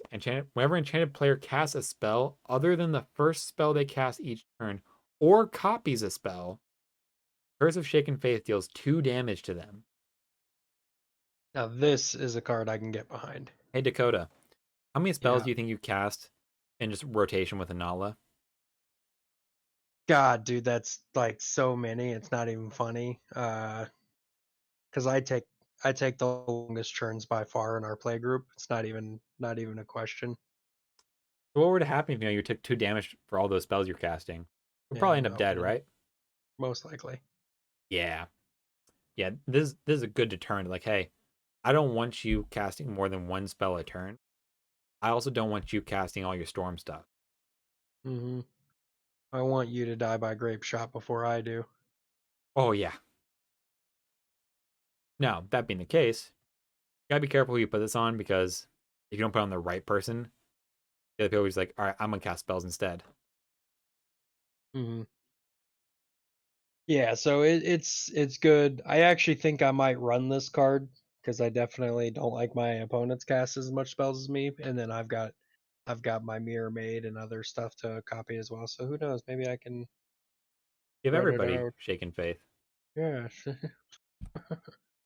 And that being the Yeah. case, So what about Cathartic Pyre? 1 in a red. For an instant, choose one, deal 3 damage to target creature or player, or discard up to 2 cards, then draw that many cards. The I lightning actually bolt, don't remember reading this one. the lightning bolt, I'm not huge on, but the discard up to 2 cards, then draw that many cards, that's pretty good. And it's at instant speed. Like I might just replace Cathartic Reunion with this card. Uh, Because Reunion is 2 mana, sorcery, discard 2 cards to draw 3 cards. Sometimes I don't want to discard both the cards I have. yeah. I think this might replace Cathartic Reunion in a lot of people's decks. Definitely in Dredge. Dredge got their new toy with this, but that's beside the point. New Vampire for you Vampire aficionados. 2 and a red for a 2/2 Voldaren Ambusher. When it enters the battlefield and if an opponent lost life this turn, you're a vampire deck. Should be pretty simple. It deals X damage to up to 1 target creature or planeswalker. X is the number of vampires you control. Now, it Oh doesn't say wow. that opponent. So if let's say player B, let's say it's me, Dakota, Jeremy, and Ben. Let's say Ben loses life. He loses 1 life. And then Jeremy has like a 14/14, but I have 17 vampires. I can play this and kill Jeremy's creature. Yeah, that's pretty hot. I do like this. You can make deals like, hey, I need to hit you with 1 creature just so I can go ahead and kill that guy. You cool with that? And your opponent's most likely going to be okay with it. Yeah, I'd be like, yeah, that's a problem creature. We needs to be removed. All right, I'll take the 1 damage. Cool. That creature take 15 damage. And it even says gotcha. I do. Yes, this is flavor text in this set is on point. Mm-hmm. Gotcha. Next up is a very good combat trick. Lunar Frenzy, X and a red for an instant. Target creature you control gets +X/+0 and it gains first strike and trample until the.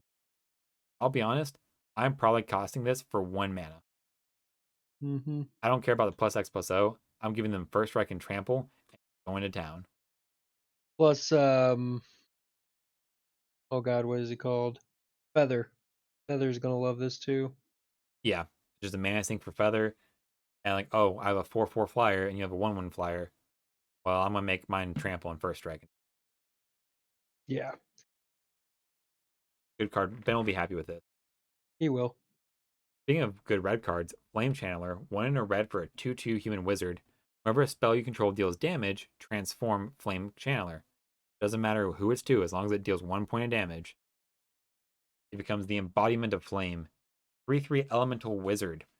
Whenever a spell you control deals damage, put a flame counter on embodiment of flame. Pay 1 colorless, remove a flame counter from it. Exile a top card of your library. You may play that card this turn.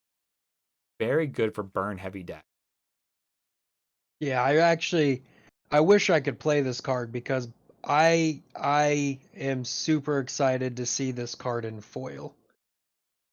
Like both sides of this card in foil are gonna be remarkably good. Yeah, I will buy a foil copy of this just so I can have it. I'll probably never play it in most of my decks, but you never know. Yeah, It's just gonna look beautiful. yeah, so good. Like the gloss on the dresses and everything, and then the fire waves on the second one is just so good. Yeah, I wish they did like Pokemon did, where they had like partial foils. Only certain things on the card would be foil. Like if the background stayed just how it is, not foil, and you had like the flames or the robe foil, beautiful, beautiful. Give me that That'd be pretty contrast. cool. Yeah, that'd be pretty cool. But we love playing with fire so much they made it a card. Single red instant deals 2 damage to any target. If a player is dealt damage this way, scry 1. It's shock with upside. Yeah, it's shock with scry. That's just so good. Yeah, that good card. But now we're into green. This has usually been the problem child in standard recently. Let's see what they have this time. Their adversary, primal adversary, 2 and a green for a 4/3 with trample. Okay. The wolf, ETBs, you pay 1 and a green this time, back down to the 1x color. We do that any amount of times, get that many +1/+1 counters on it. Then up to that many target lands you control become 3/3 wolf creatures with haste that are still lands. Now it's not until end of turn they stay as 3/3 wolves, so you gotta be careful Because if you don't kill your opponent with this card, they can cast a board wipe and eat your lands too. Yeah, I don't think I like this one. Like I really personally. like this with the big landfall decks that can make a buttload of mana and have like 40 lands on the battlefield. They slam this, they like 15, 18 mana into this, make a bunch of 3/3 wolf token or wolf creatures, and swing out. Yeah, yeah, yeah, It yeah, has its yeah, yeah, yeah. place. More of a standard card than anything, but it's still very good. Worst comes to worst, you just make a very big trampling body with it. But consuming blob, call back to some horror movies here. 3 and a green for a star and then star +1. It's Tarmogoyf but a blob. Power is equal to the number of card types among cards in your graveyard. Toughness equals that number +1. Game your instep, create a green ooze creature token with this creature's power is equal to the number of card types among cards in your graveyard, and its toughness is equal to that number +1. So it makes itself, then it replicates itself, then replicates itself again. Yeah, so it keeps making token copies of itself, and for 5 mana, you're going to get 2 decently sized blockers depending upon your graveyard by the end of the end step on the turn that you play it. Right, like by the time you cast this, it's probably gonna be a what, 2/3 or a 3/4, Yeah, something like that. and they only grow. Like it's not a bad card, and you always just block with a token because the tokens can't replicate themselves, but this one can. So you just use the tokens to block if you need to. I like it. Good mid power Yeah. card.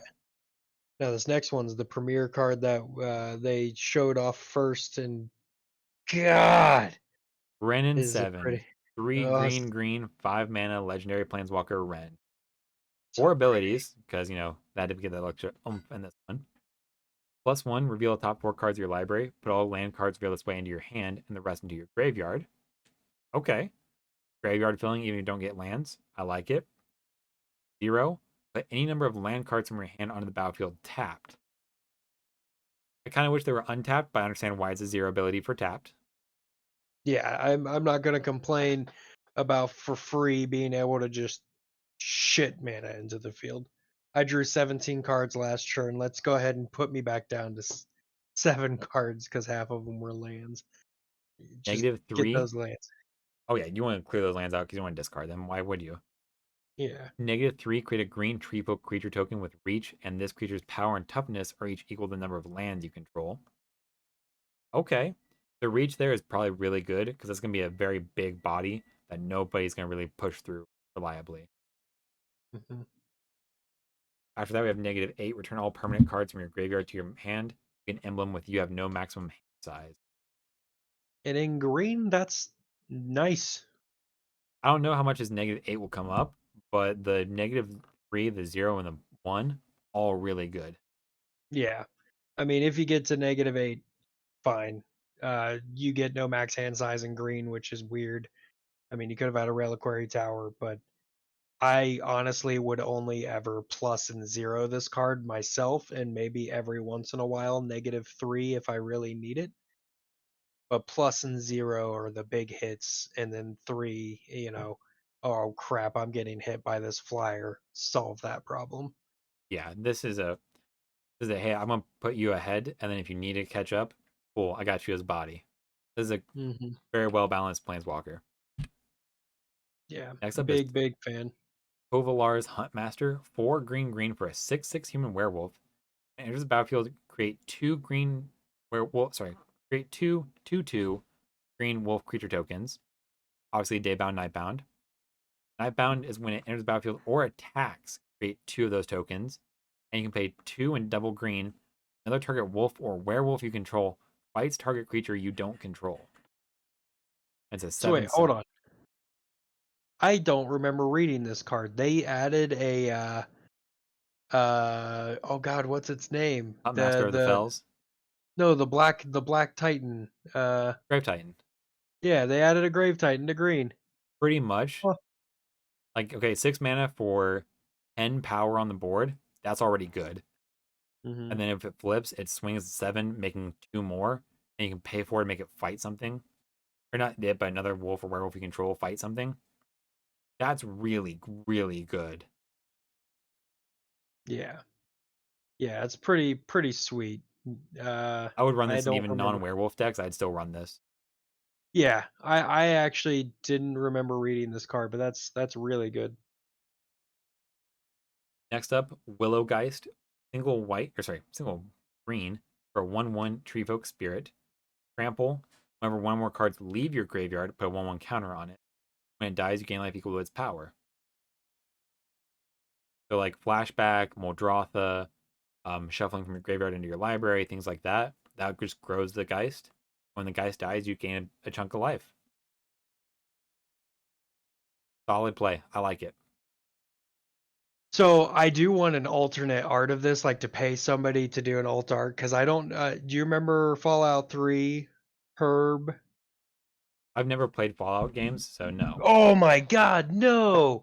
All right, well, first off, you've made bad mistakes, but I would like because I love the thing die beneath a tree, wake a part of it, and in Fallout 3, there's a guy who's wandering the wasteland. He ends up getting stuck. A tree grows through him, and like a whole really it's a whole thing. You should look it up. It's hilarious. But I want to get an alternate art of Herb Hmm. Okay. I'll put for that on the this. list of things to be on the lookout for. Moving It'll forward, be a another big Dakota card. You want to go ahead and read this one off? Yes, Dakota is very excited about this card. So Augur of Autumn. It is one colorless and two green. You may look at the top card of your library at any time. This does not reveal look at the top card of your library at any time. You may play lands from the top of your library. So we've already got two decent effects, and then it also has a coven. We already know the stipulation for coven, but if you meet these stipulations for coven, you may also cast creatures from the top of your library. So for 3 mana, it's a 2/3 body. You almost get the effect of Oracle, Moldiah, and Vizier the Menagerie. Sure, you don't get to play two lands because Oracle Moldiah gives a second land drop, and Vizier the Menagerie makes it to where you can spend mana of any color. But for one less mana than both of those cards, you get half of both of their effects, and you don't have to reveal. I think it's personally a really good card. Um, I like it a lot. Sure, the Coven, but in green, you're probably going to meet Coven. You'll have tokens, you'll have other shenanigans. I think Augur of Autumn is going to be a fun card. Uh, I recommend it very highly. It'll be a good card. Like I said, it's not as good as Oracle or Vizier of the Menagerie, but it's a third copy of that effect, which that effect's never a bad thing to have. Next up is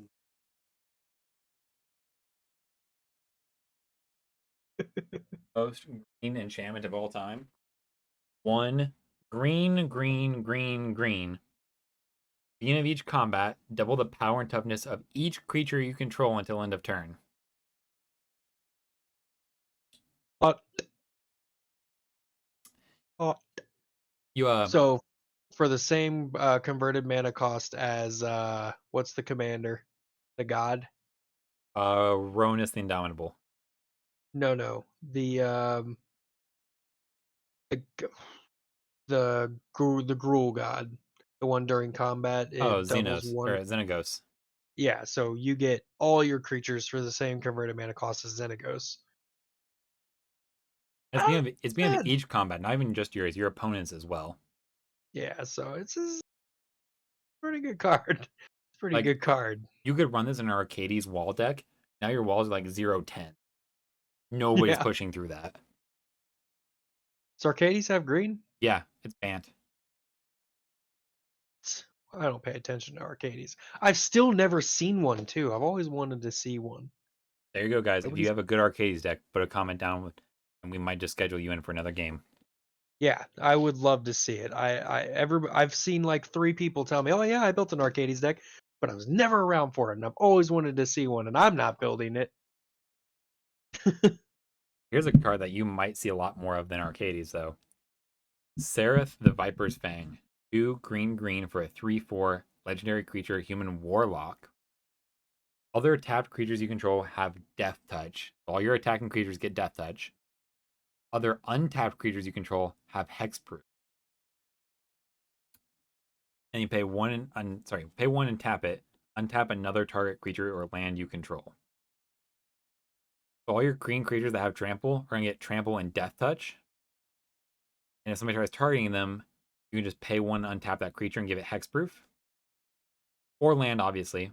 But this creature itself doesn't have those abilities. So you can just target this instead to remove it. But still, mass death touch or mass hexproof, really, really strong.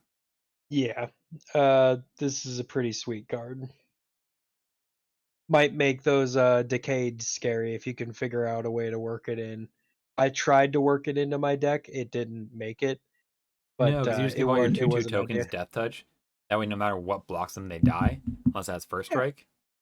And now I'm like, okay, I have a 5/5 here. I don't want to block your 2/2 because it's gonna die, but like, you got 10 of them coming in. I need to block some of them. Well, this is what you do as well. So you have Gissa on the field, her on the field, swing out with all the tokens. Either they're taking, I don't know, you're probably always going to have at least 3 tokens. Either they're taking 6 damage or you're getting a whole bunch of creatures on your next turn. Oh, and then your creatures gain hexproof from them when they're untapped on your field. Yay! We did it. Yeah, that's just called free real estate. I'm all for that. Yeah. So there's a way you might be able to work Decade in like 60 card format. I don't think it'll work in Commander, but it would be pretty hilarious. Just like, hey, swing out, nerd. We'll see. I'm for 60 card. There's I think it's Finn the Fangbearer or whatever it's called. It's a 2 mana 2/2 with death touch from Kaldheim. Whenever a creature with death touch you control deals combat damage to a player, they get 2 poison counters instead. Oh But wow. everything has death touch. Oh, I actually didn't know that card existed. That's nuts. Uncommon from Kaldheim. But moving on About to to be. uncommons, Outland Liberator, 1 and a green for a 2/2 human werewolf. Pay one, excuse me. Pay one, sacrifice it, destroy target artifact or enchantment. Okay, so just a Rex Sage or a Caustic Caterpillar. Daybound, Which I night. think it's funny that there's two in one set. So the white one was Flash. This one is just 2 mana and it has to hold up the mana for it. And they know it's coming. It's like, okay, cool. It also has Daybound and Nightbound, so you don't really want to do it. Because the Nightbound side is Frenzied Trapbreaker for a 3/3. Obviously, sacrifice it, destroy target artifact or enchantment. Or whenever it attacks, destroy target artifact or enchantment defending player controls. So you Yeah, can that's blow it up pretty if you sweet. want to, but you'd rather have it be a werewolf and just attack them.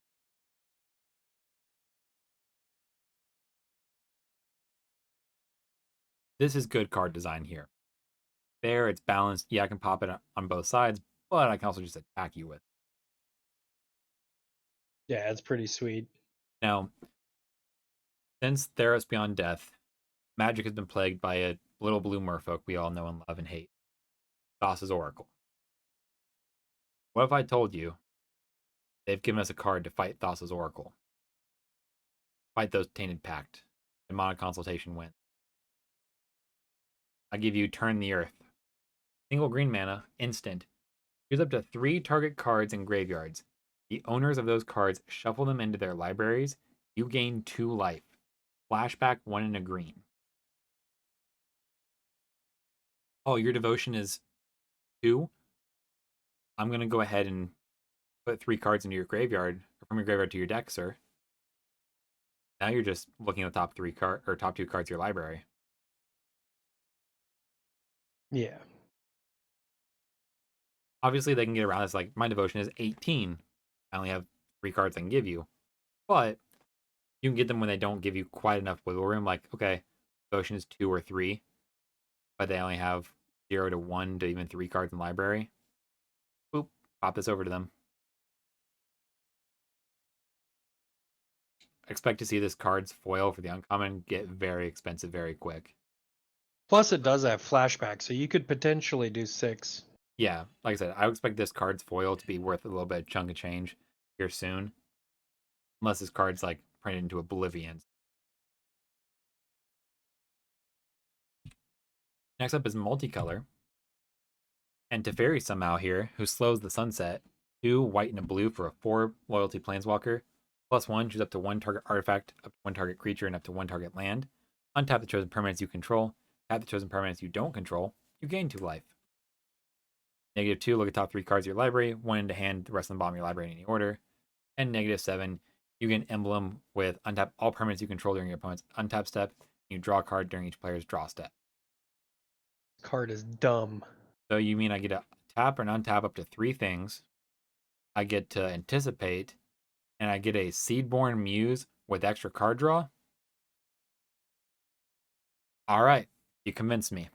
Good card. God, so good, and it's a 4-drop. It's a 4-drop, 4 starting loyalty, and you could, if it resolves, then you just untap. You could potentially mana. You got a free Teferi. Yeah, Like, this card is too good. Too good. so good. It's so good. The other Planeswalker is Arlen the Pax Hope. Not as good, but still good. 2 red and green for a 4 loyalty Planeswalker. Daybound, Nightbound, obviously, because she's a werewolf. +1, until your next turn, you may cast creature spells as though they had flash. Each creature you control enters battlefield with additional 1/1 counter on it. Already sold me on that part. If that was the only thing it did, I'd buy this card every day. -3, create 2/2/2 green wolf creature tokens. Still really good. Nightbound, though, is Arlen the Moon's Fury. +2, add green and a red to your mana pool. 0 ability until end of turn, Arlen the Moon's Fury becomes a 5/5 werewolf creature token. Not creature token, sorry. 5/5 werewolf creature with trample, indestructible, and haste. So you're either giving me flash on all my creatures or giving me 2 mana every turn. This is a pretty good card. Yeah, I don't hate it. I like this a lot. Next up, we get into Sigarda, Champion of Light, last surviving angel, or is she? Dun dun dun. 1 green, white for a 4/4 legendary angel, flying trample. Humans you control get +1/+1. Then Coven, when she attacks, you may look at the top 5 cards of your library. You may reveal a creature card from among them and put it into your hand. Rest go to the bottom of your library in a random order. So, not terrible. For a human tribal deck, I think she might be a very good commander. Because she's not super oppressive. Nobody's going to stop her. And if you stop her, you're not stopping the humans, which have amazing synergies. Yeah. And she's 4/4 flying trample, so that's always good.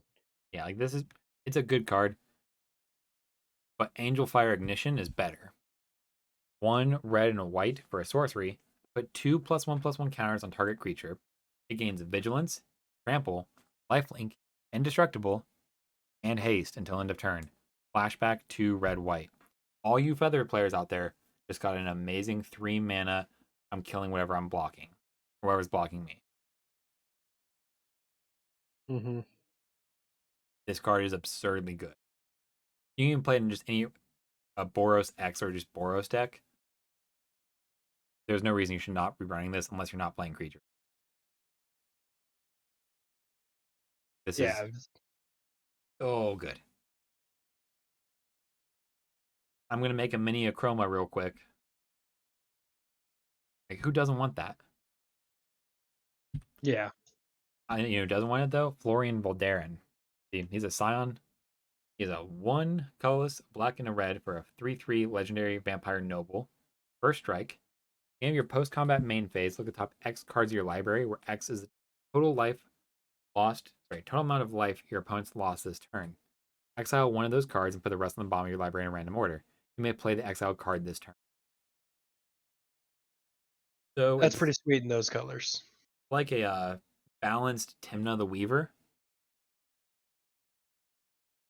because you're instead of hitting just 1 card per opponent, you're getting X cards. So it can be like from like 1 to 15. And then you get one of those cards and just exile it. You may play until end of turn. So land, instant sorceries, anything you want. Really good with Prosper. I'm trying to build a Prosper deck for the channel. That's a little bit gonna be a little bit different than Ben's that he has, but this is definitely going in there. Yeah. Oh,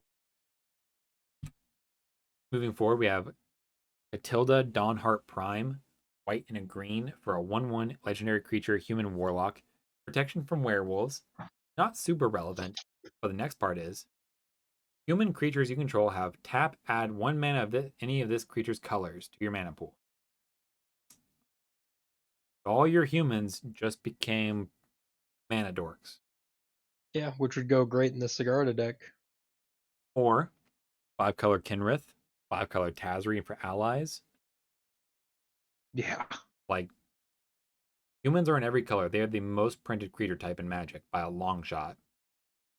Changelings are all humans. All the creatures currently on the screen are humans. That's not even the best part. You can just pay 4 green and white, tap it, put 1/1 counter on each creature you control. Like, oh, cool. Nobody attacked me before your instep. All right, tap 6 dudes, put a counter on everybody. Human tribal just became a very popular and very possible thing now. I'd be looking out for some human tribal decks to hit the tables here very soon. Yeah, and if anybody's playing werewolf shenanigans, you'll randomly have protection Like, from it. ooh, I got protection from your werewolf commander. Yeah, Oh, take that. okay. Next up is Rim Carlos Stalwart Slayer.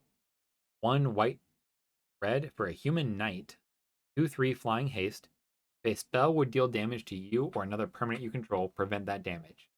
If a spell would deal damage to an opponent or a permanent opponent controls, deals that much damage +1 instead.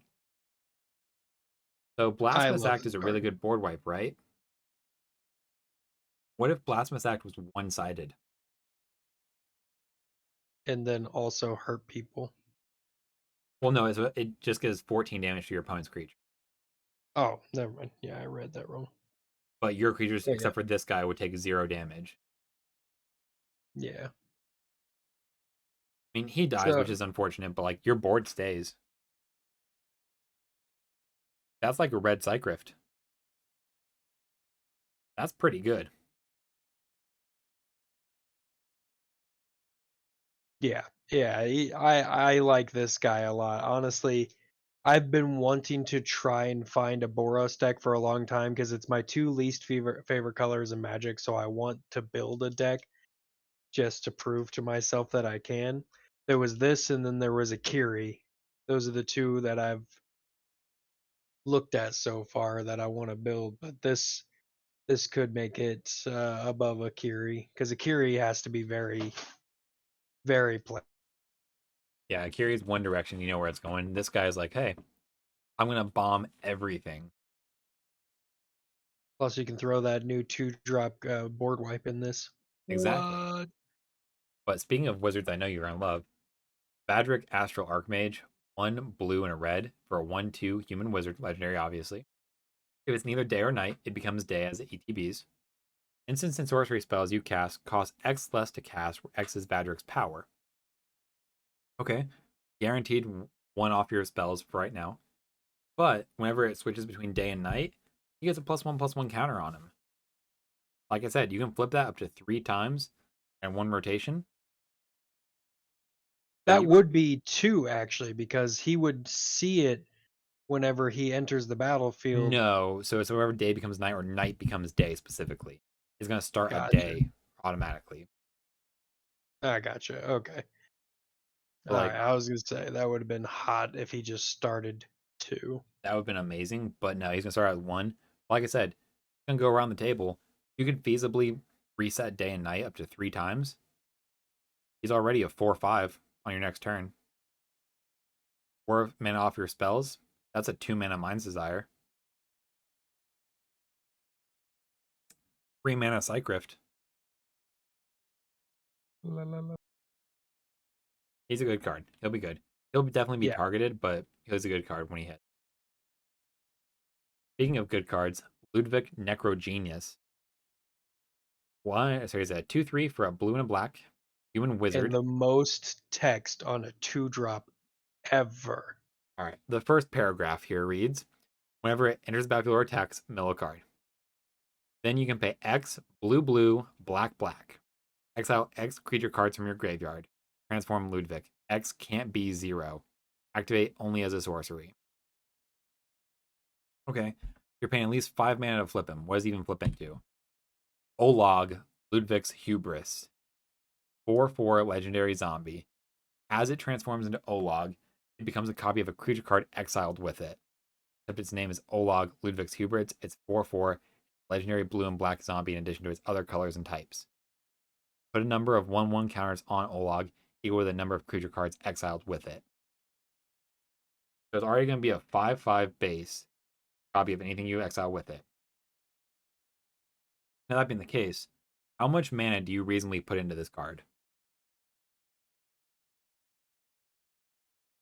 I mean, it really depends, but obviously in these two colors, uh, you could hit a lot of good things. You could do word soup on this card for days. You put like a big, massive creature you'd have no chance of casting into your graveyard and then exile it with this, make it a copy. Then just put a bunch of counters on him from like little 1/1s and 2/2s that are in your graveyard anyway. Yeah, Or and then just what if you made him a copy of that demon we saw earlier? Lets you pay a black, mill 3 cards, sacrifice a creature, or not sacrifice a creature, pay a black, sacrifice a creature, mill 3, or pay a life and get colorless mana for your graveyard spells. yeah, and then you could just throw word sauce. That one drop with death touch. That one drop with uh Oh yeah, uh. make him a copy of that and then just put a buttload of counters on him. Mhm. You could just go. You just go nuts. Just throw Oh, word sauce into the yard. Blighted Agent. The Yeah, 1/1 hexproof, or sorry, 1/1 unblockable infect. Now he's a 4/4 unblockable infect. He's gonna get big. yeah, Cool. yeah. So you could get super fun with this card This and is just just the another version of the what is it? The Demir Guildmaster deck that just came out back in the second or the third Ravnica set. You know who I'm talking about, right? yeah, but I'm not gonna remember the name. Yeah, he can become a copy of creature cards in graveyard by paying their mana cost. Um. Yeah, Anyway, yeah, just another version of that. Cool. But how about Slogurk, the Over Slime? 1 green and blue. Wait, it's a Simic. It's a rare. It's probably gonna get banned, right? No, this one's safe. The 3/3 with trample. Whenever land enters battlefield, sorry, whenever land cards come to your graveyard from anywhere, it gets a +1/+1 counter. You remove 3 +1/+1 counters from it to return it to your hand. And when it leaves the battlefield, return up to 3 land cards from your graveyard to your hand. So it synergizes pretty well with itself. But you gotta put lands into your graveyard, which is meh. Not the hardest thing to do, but Com- Commander, it's not too hard at all. I mean, all the fetches that you can think.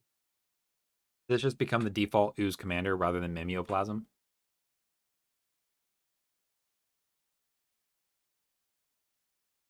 Because mimeoplasm doesn't do really anything with oozes. This guy at least do other things, and your oozes are already in those colors anyway. Yeah, probably, probably. Interesting. But what about this one? This is buy your copies now. There's going to be a EDH All Star. Black and a blue Siphon Insight. Instant. Look at the top 2 cards of target opponent's library.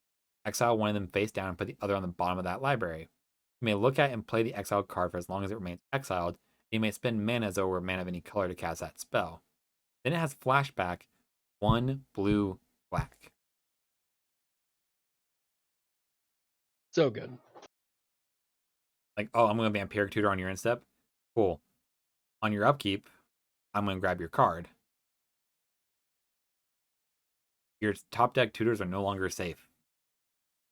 No longer safe. Bad stuff's going to happen. There's bad juju brewing. But old sticky fingers, though, my heart and This card soul. is so awkward. My heart and soul. I love it. It's an X green black horror star star. When you cast this spell, reveal cards from the top of your library until you reveal X creature cards. Put all creature cards revealed this way into your graveyard, then put the rest on the bottom of your library in a random order. Old Sticky Fingers' power and toughness are each equal to the number of creature cards in your graveyard. What I'm going to do is I'm going to make a turbo druid list with it. I'm going to go ahead and put like 2 creatures in the deck. Hermit Druid and then some way of reanimating. And then we'll reanimate Hermit Druid and just mill my deck because I have no basics. And bada bing, bada boom. Yeah, that's exactly what I was thinking. I'm like, you're just gonna build decks that are gonna be like, all right, I put only 5 creatures in this deck, so let's get every single creature for my combo. Just put it into the yard, and then some sort of shenanigans. So like as a commander, or even as an addition into this deck, you just I get my combo. Yeah. You play this is a combo card if I've ever seen one. But I love it because it's not busted and it's beautiful. Mm-hmm. But wait, Plus his name's funny. yeah, old sticky fingers. I really hope they make one that's old butterfingers too. Wait, no, his name's old stick fingers. Sorry, not old sticky fingers. Old fingers. I'm gonna call him stinky fingers. Yeah, I don't see a reason to change it. They named it wrong.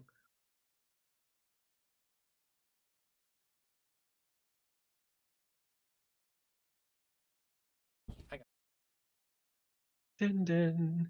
All right, but anyway, next up is our actual reincarnated, reanimated, reborn. We're not sure. Angel, Lisa, Forgotten Archangel. She was Bruna, Gisela, and Sigarda's other sister that Avacyn killed because Lisa like has demon friends. So like she supposedly was dead, like dead. I guess she's back. 2 white, and black for a 4/5 legendary angel, flying and lifelink. Whenever another non-token creature you control dies, return that card to its owner's hand at the beginning of the next end step. If a creature an opponent controls would die, exile it instead. Your board wipes balance your creatures, exile your opponent's stuff. That is Pretty good. pretty good.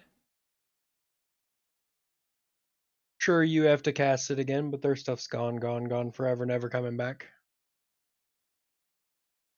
Right, like you can make a really weird uh white black flicker deck where just a bunch of board wipes and creatures you want to bring back to your hand. I could see this being a pretty cool deck. It would be slow, but it would be fun. It could get very oppressive if you're let go. Like it's definitely, I think, a longer range deck. Yeah, I I think don't think. this is probably a stepping stone into like Brago. Like, okay, I want to learn how to sequence my ETBs and make them the most out of those. Do this first, then try Brago. Yeah, yeah. I mean, it's fun. Returns to your hand at the beginning of the end step. So Yeah. it's slow. You'll take your time, but you could just annoy the heck out of your opponents, and just board wipe. Obviously, that would be a huge annoyance in itself. hmm It could be fun. Yeah, I would not like It to play against this. I would be like, all right, it's cute and gimmicky. I'm gonna try and break this. After like the 4th board wipe, I'm gonna be like, all right, yeah, I don't know if I'm gonna play this deck again, or if I am, I'm bringing stuff specifically to tech against. Yeah, But we've heard his name a lot already. Tovalar, Dire Overlord, the werewolf commander that's actually good. 1 red green for a 3/3. Whenever a wolf or werewolf you control deals combat damage to a player, draw a card. Already best werewolf card ever. Beginning of your yeah, upkeep, if you control 3 or more wolves and or werewolves, becomes knight. Then transform a number of human werewolves you control. So he actually works with both old werewolves and new werewolves. Knight forces all your nightbound creatures to become nightbound, but he then attacks on the old other werewolves and just flip. Amazing. Now, that's his daybound side. What's his Nightbound side? Kovalar the Midnight Scourge. 4/4. Whenever a wolf or werewolf creature you control deals combat damage to a player, draw a card. Glad to see he kept that. But there's a land that sees a lot of play in Modern and in Commander already called Kessig Wolfrun. He has that ability built in already. X red green. Target wolf or werewolf creature you control gets +X/+O and gains trample until. Now, Kessig Wolfrun is for any creature, but uh, this just says wolf or werewolf, which is the only thing you're playing. Doesn't matter. I'm gonna pump like 10 mana of this. He's getting a 14/14 with trample. Well, 14/4. It doesn't 14/4. change his, Irrelevant. but He's yeah. still 14x. I want somebody to get an altar of this that's just Stone Cold Steve Austin on the front, and the back is just him slamming those two beers. Yeah, we know we're gonna see this card for a while. People are gonna be too excited for Werewolf, so I bet I play against this commander a lot when this set releases. I say that between now and year's end, we get, I'd say, on a weekly basis, you probably either play against this or see somebody at your group playing this 4 to 5 times a month. Yeah, because I mean, werewolves are probably not going to be super expensive. No, I don't think they are.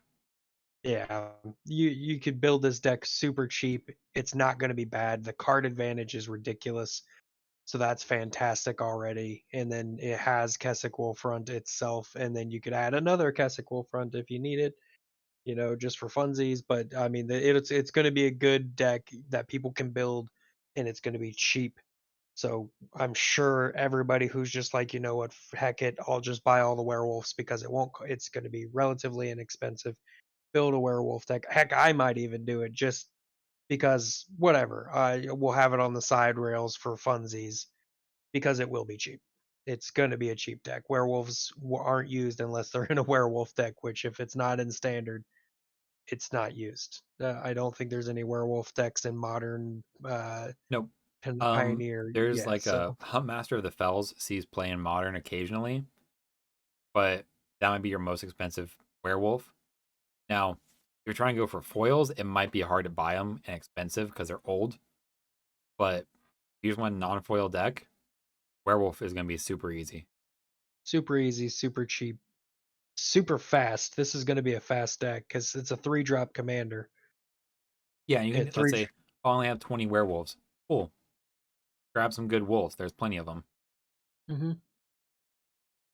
But this next card, oh lord. Cool Colors Harvest, black and a green, sorcery, create X, 2/2 black zombie creature tokens with Decayed, where X is half the number of creature cards in your graveyard rounded up. Worst comes to worst, this is a 2 mana make a zombie token. Yeah, Best case scenario is like, okay, I have 15 cards in my graveyard. I'm gonna pay 2 mana, make 7, or in this case, 8 tokens, and then flashback 3 black and a green. This card is stupid. yeah, it's pretty good, You're gonna make pretty a lot good. of zombies. Yeah, they're decayed zombies, but like that's a lot of zombies.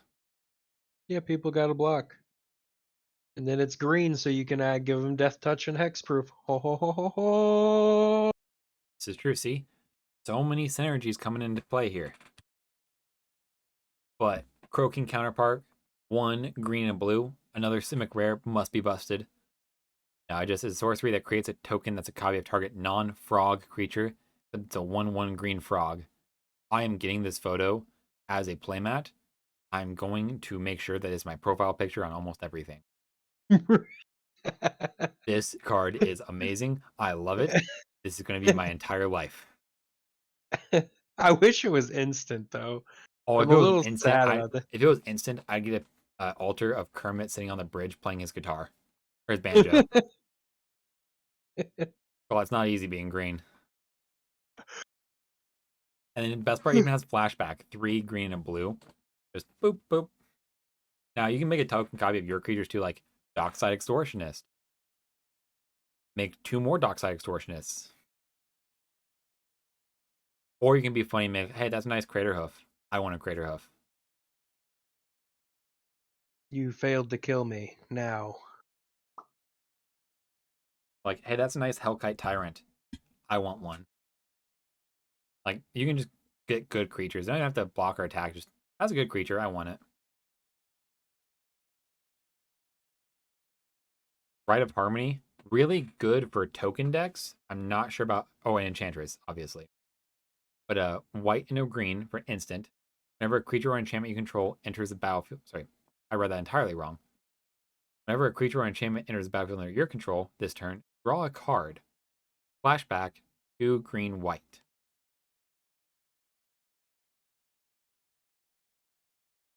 Yeah, it's pretty good. Yeah. Pretty good. So I mean, I'll take this. It's just simply, all right. Pop this on my upkeep or on my upkeep. Here we go. Cast a bunch of these mana dorks, make a bunch of tokens, draw a bunch of cards. Good stuff. Next up, Galvanic Iteration. Blue and a red instant. Whenever you cast your next instant or sorcery spell this turn, copy that spell. You may choose new targets for the copy. Flashback 1 blue red. This is what I need. I love how it's your next instant or sorcery spell because the control players at the table have to counter this or counter both your spells that you cast next. Like, let's say you're getting into a counter war with a buddy of yours. You're like, all right, Galvanic Iteration. Do they have two counter spells to counter your next two spells? Or they only have one counter spell and need to counter this one? Yeah. And obviously copy spells are always good. Now, you want to be funny? You cast this and then cast another Galvanic Iteration. Then your next spell that gets cast gets copied twice. You just keep chaining your copy spells together until you have like, all right, I'm gonna cast Shock. Copy it 15 times.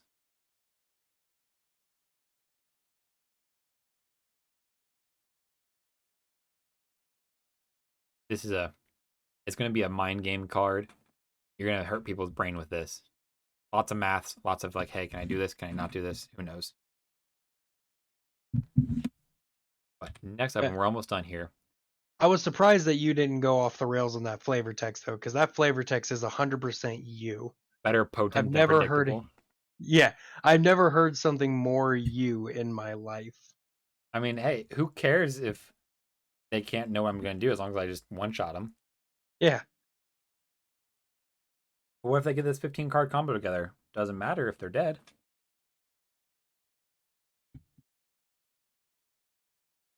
That's usually my approach to almost any game I play.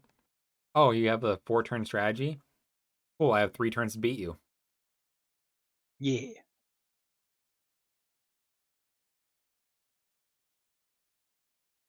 All right, this is the card that's causing a lot of controversy here because of the day night mechanic. Unnatural Moonrise is a green and a red.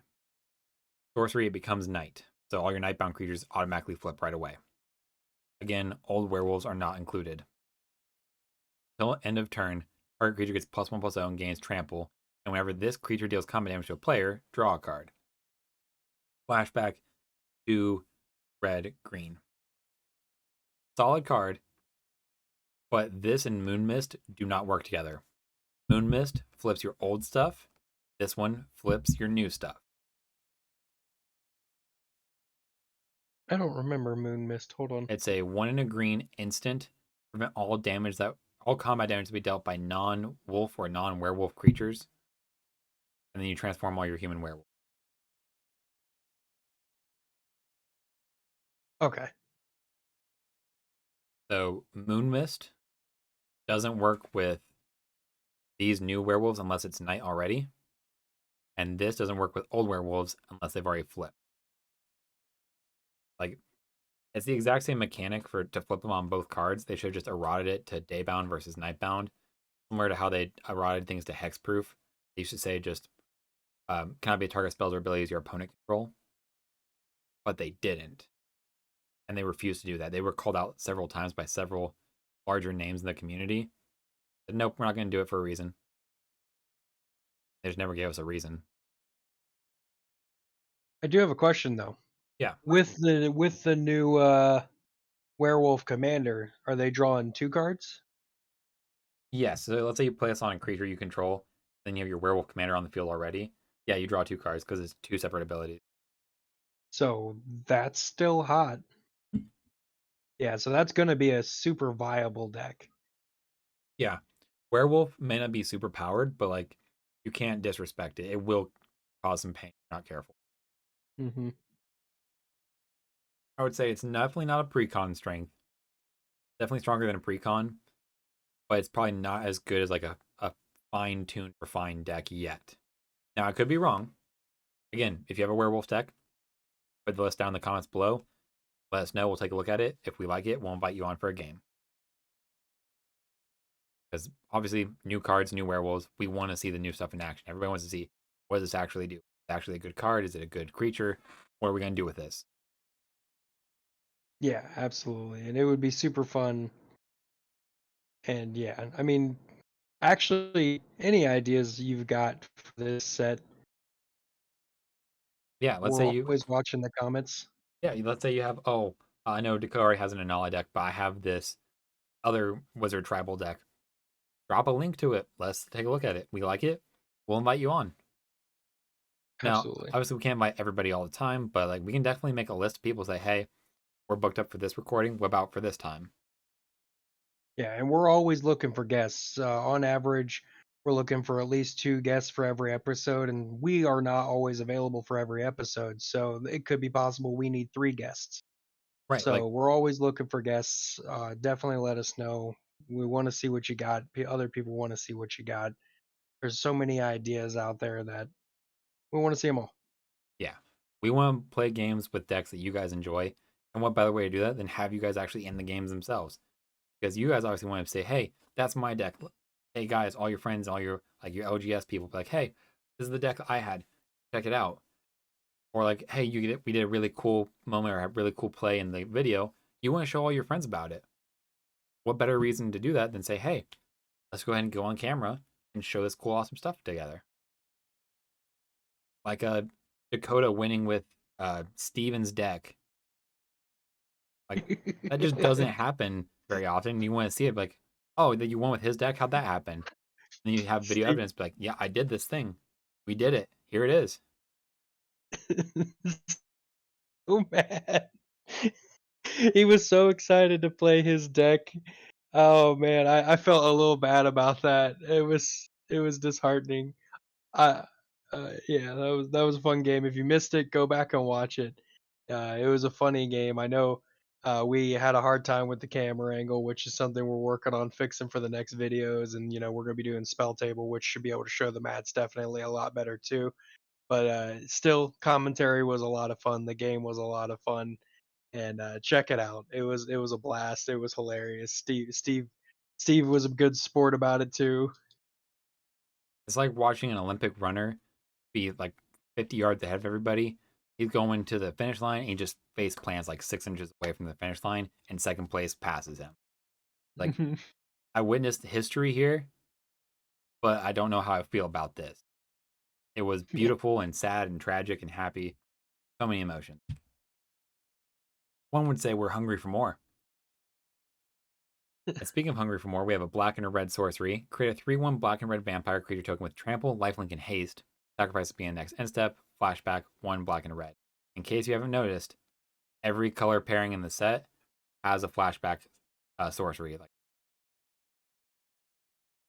or in blue black's case, it's an instant. Actually, same with green white. Weird. Anyway, yeah, 2 mana, mega body with trample and haste and lifelink. Good enough for me. It's a vampire. Vampires have a lot of lords that synergize really well. That 3/1's probably gonna be like a 5/4 or 5/2 flying lifelink trample vigilance haste keyword soup. Good vampire card. Creepiest Next one artwork in has the the set. creepiest artwork in the set. I was literally just about to say that. Creepiest artwork probably ever, actually. It's just so darn eerie. I don't know about The name ever, but it's definitely like in the modern age that I can remember off the top of my head. Like, nah. If I see this in like We live in Ohio. We have cornfields like this. Yeah. If I just like am driving down the road and I see something like this, I'm like, nope, turn around. Don't even care. Yep. Nah, not today, fam. I've seen too many horror movies. White and a black 2/2 human assassin flesh taker. Whenever you sacrifice another creature, you gain a life and scry one. And it's a good ability too, so you know you're going to see this card. Pay one colorless, sacrifice another creature. Flesh taker gets +2/+2 until end of. So it pays you off for feeding itself or for just being there on the battlefield. It's a good card. Creepy Yeah. artwork. Really good card though.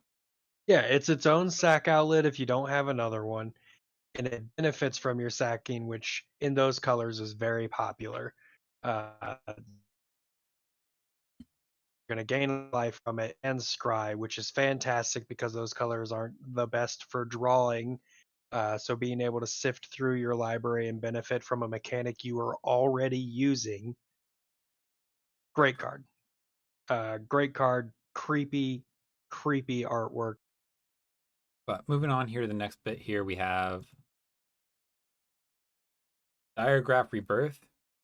Probably a really, really, really slept on card. I have seen nobody talking about this online, and I'm not sure why. Because it's 3 green and a black for a sorcery, costs 1 less to cast for each creature that died this turn. Return target creature card from your graveyard to the battlefield. Flashback 5 black green.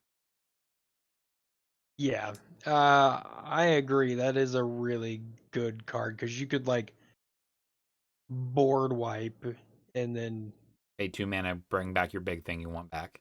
yeah, and then do it again with flashback. Like you make it seem like you're clearing the field and making it even. Ha! Nope, 2 mana. I got my thing back. Take that, nerd. It doesn't have to be a creature that died this turn. Be like, okay, cool. My like a Avenger of Zendikar is in my graveyard. I'm gonna go ahead and pay 2 mana, grab him back, and then pay 2 more mana, grab whatever else I want back. Like this is a very, very strong card. Yeah, and even if it didn't discount itself, there's still that demon that also pays life and can even make it cost less, which 5 mana, or sorry, 5 life and 2 mana to cast this. Yeah, no brainer. done. Done. Yeah, it's just so such a good card. Even at sorcery speed, it's just really good. Yeah, and then the blue white flashback card is blue and a white instant. You gain 2 life, draw 2, then discard 2 cards. Already phenomenal there. Flashback, 1 colorless, white, and a blue. This card is pure upside. Plus, like all of this stuff that they do, like it's faithless mending, which is the opposite of faithless Looting. looting, Yeah, and then the full text even goes, "What has been looted has been restored. The church lives within us." Straight up, straight right. up, they're like, "Here's another faithless looting, but for the other colors."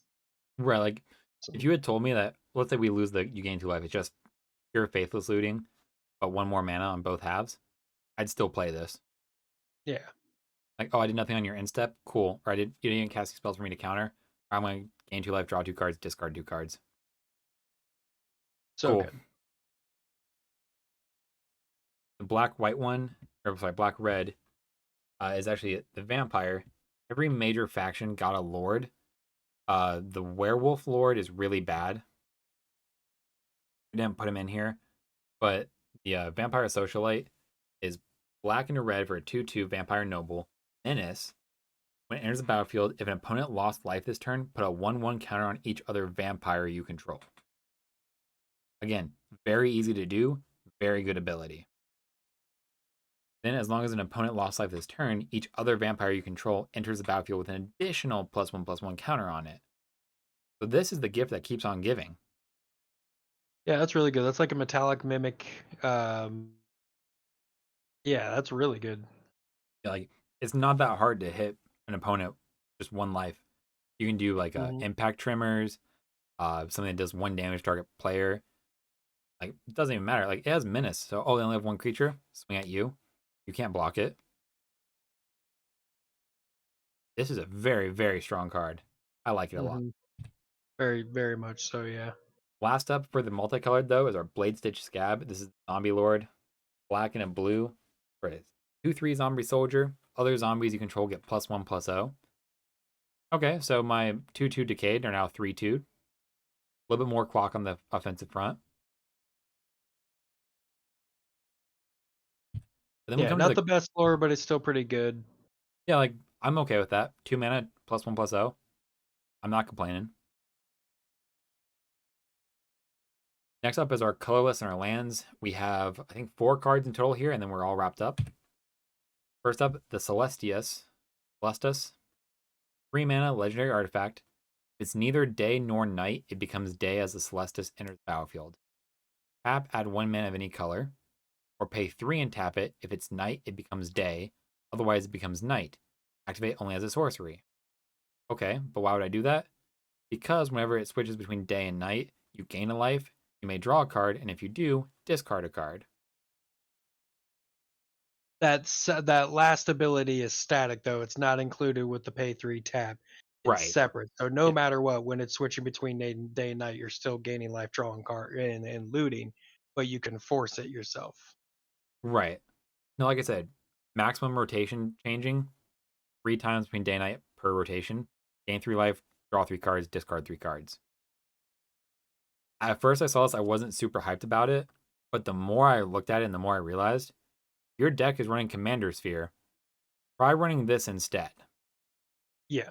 It's the exact same card. Yeah, you can't sack it to draw a card, but if I'm not mistaken, this should draw you more than 1 card over the course of the game. Yeah. And it's not a target where people are going to go after it. Like, it might become a target if people are like, okay, I don't want you drawing and discarding all these cards. But, like, I don't think it's going to be that big of a priority because why blow this up when other people are playing like Akroma's Memorial, Shadow Spear, Swords of X and Y. This is just at that sweet spot where it's good, but not good enough to be a problem. Hmm. I might look at getting this for some of my decks. It's definitely worth testing out, especially colors that don't have card draw. Yeah, Phenomenal. like white, white black or not white black, white red. Like I said, if you're running Commander Sphere, honestly consider swapping it out for this card. Even just Yeah, proxy it up and slap it in there for a couple test games real quick. I honestly think this day night mechanic might not be as hard to pull off as people are thinking, and this might just replace Commander Sphere as one of the better 3 mana. agreed. Yeah, agreed. Now, that being the case, though, next one is actually a reprint. I just think it's really cool artwork. Pithing Needle, 1 mana. As it enters the battlefield, choose a card name. Activated abilities of sources with the chosen name can be activated unless they're mana ability. So, you can stop things like Golos, Brassios, uh, pretty much any ability that doesn't make mana. Urza, equipments, you can just name them and their equipment cost cannot be paid. Like, it's a Which very is silver bullet card, but if you know your decks you're playing against, very dangerous tool. Like, yeah. you can go ahead. I was gonna say Skull Clamp. Yeah, you can name fetch lands too with this. Like, all right, play this on turn 1, name Arid Mesa. Now, if your Ha! opponent wasn't smart and cracked Arid Mesa before you cast this, they can no longer crack Arid Mesa. Which is a fun modern move. Yeah, but like at the same time, most modern players should be smart enough. Like they see this, like, all right, cool, crack my fetch land in response. Yeah, but they're also running 4 ofs. Doesn't matter. They just avoid that card. They'll play it for turn and then blow this up later on. Yeah, modern. This doesn't see a whole lot of play in modern, except for like sideboard use in Tron and other stacks decks. But if it's using play, I'm like naming Liliana the Veil, Karn Liberated, Ugin the Spirit Dragon, uh, Expedition Map, Colossus Hammer, Stoneforge Mystic, things like that. But moving on here, last artifact on the list, Moon Silver Key, 2 mana artifact. Pay 1, tap it and sacrifice it. Search your library for an artifact card with a mana ability or a basic land card. Reveal it, put it into your hand, then shuffle. This card is great. Yeah, this fetches Soul Ring, Mana Vault, Mana Crypt, the Celestis. If it taps for mana, it can fetch it. And let's say you don't have any artifacts you want to fetch because you already have them on the battlefield somehow. You can just go fetch a basic land. Yeah, this would have been great in Modrotha as well. Yeah, I can see that. Uh-huh. I'm very, very upset. No, this card is fantastic. Absolutely fantastic. I'll probably have one of this card. I'm looking at getting one of these too. It's very, very good, but we'll see. All right, let's see. Classic card, Hostile Hostile. Try saying that 5 times fast. That 5 times fast. Thank Wait. you. It's a land, tap for colorless, or you can pay 1, tap it, sack a creature, put a soul counter on Hostile Hostile. Then, if there are 3 or more soul counters on it, remove those counters, transform it, then untap it. Activate only as a sorcery. The Hostile Hostile turns into the Creeping In. Whenever Creeping In attacks, you may exile a creature card from your graveyard. If you do, each opponent loses X life and you gain X life, where X is the number of creature cards exiled Creeping In. The 3/7 horror construct, and you can pay 4 to phase out. Yeah, it's pretty sweet. So you sacrifice your own graveyard for this, but if you're not playing graveyard strategies, maybe not a terrible idea. It's very slow life gain and life loss, but it's also a very easily protected 3/7 creature. Yeah, it's already got a big button that cannot lie, and you paid no mana really for it. Right. Sure, it costs you 6 mana over the course of 3 turns, unless you're gonna untap it somehow, and 3 creatures. But like, you can also just sacrifice things that are gonna die anyway, like tokens, the decayed tokens. Um, you can sacrifice a lot of things to this that I have no problems with. I think it's might be worth testing out in some decks. Obviously, not every deck's gonna want this. Like I said, it's very slow life gain and life loss. You also have to constantly put creature cards in your graveyard.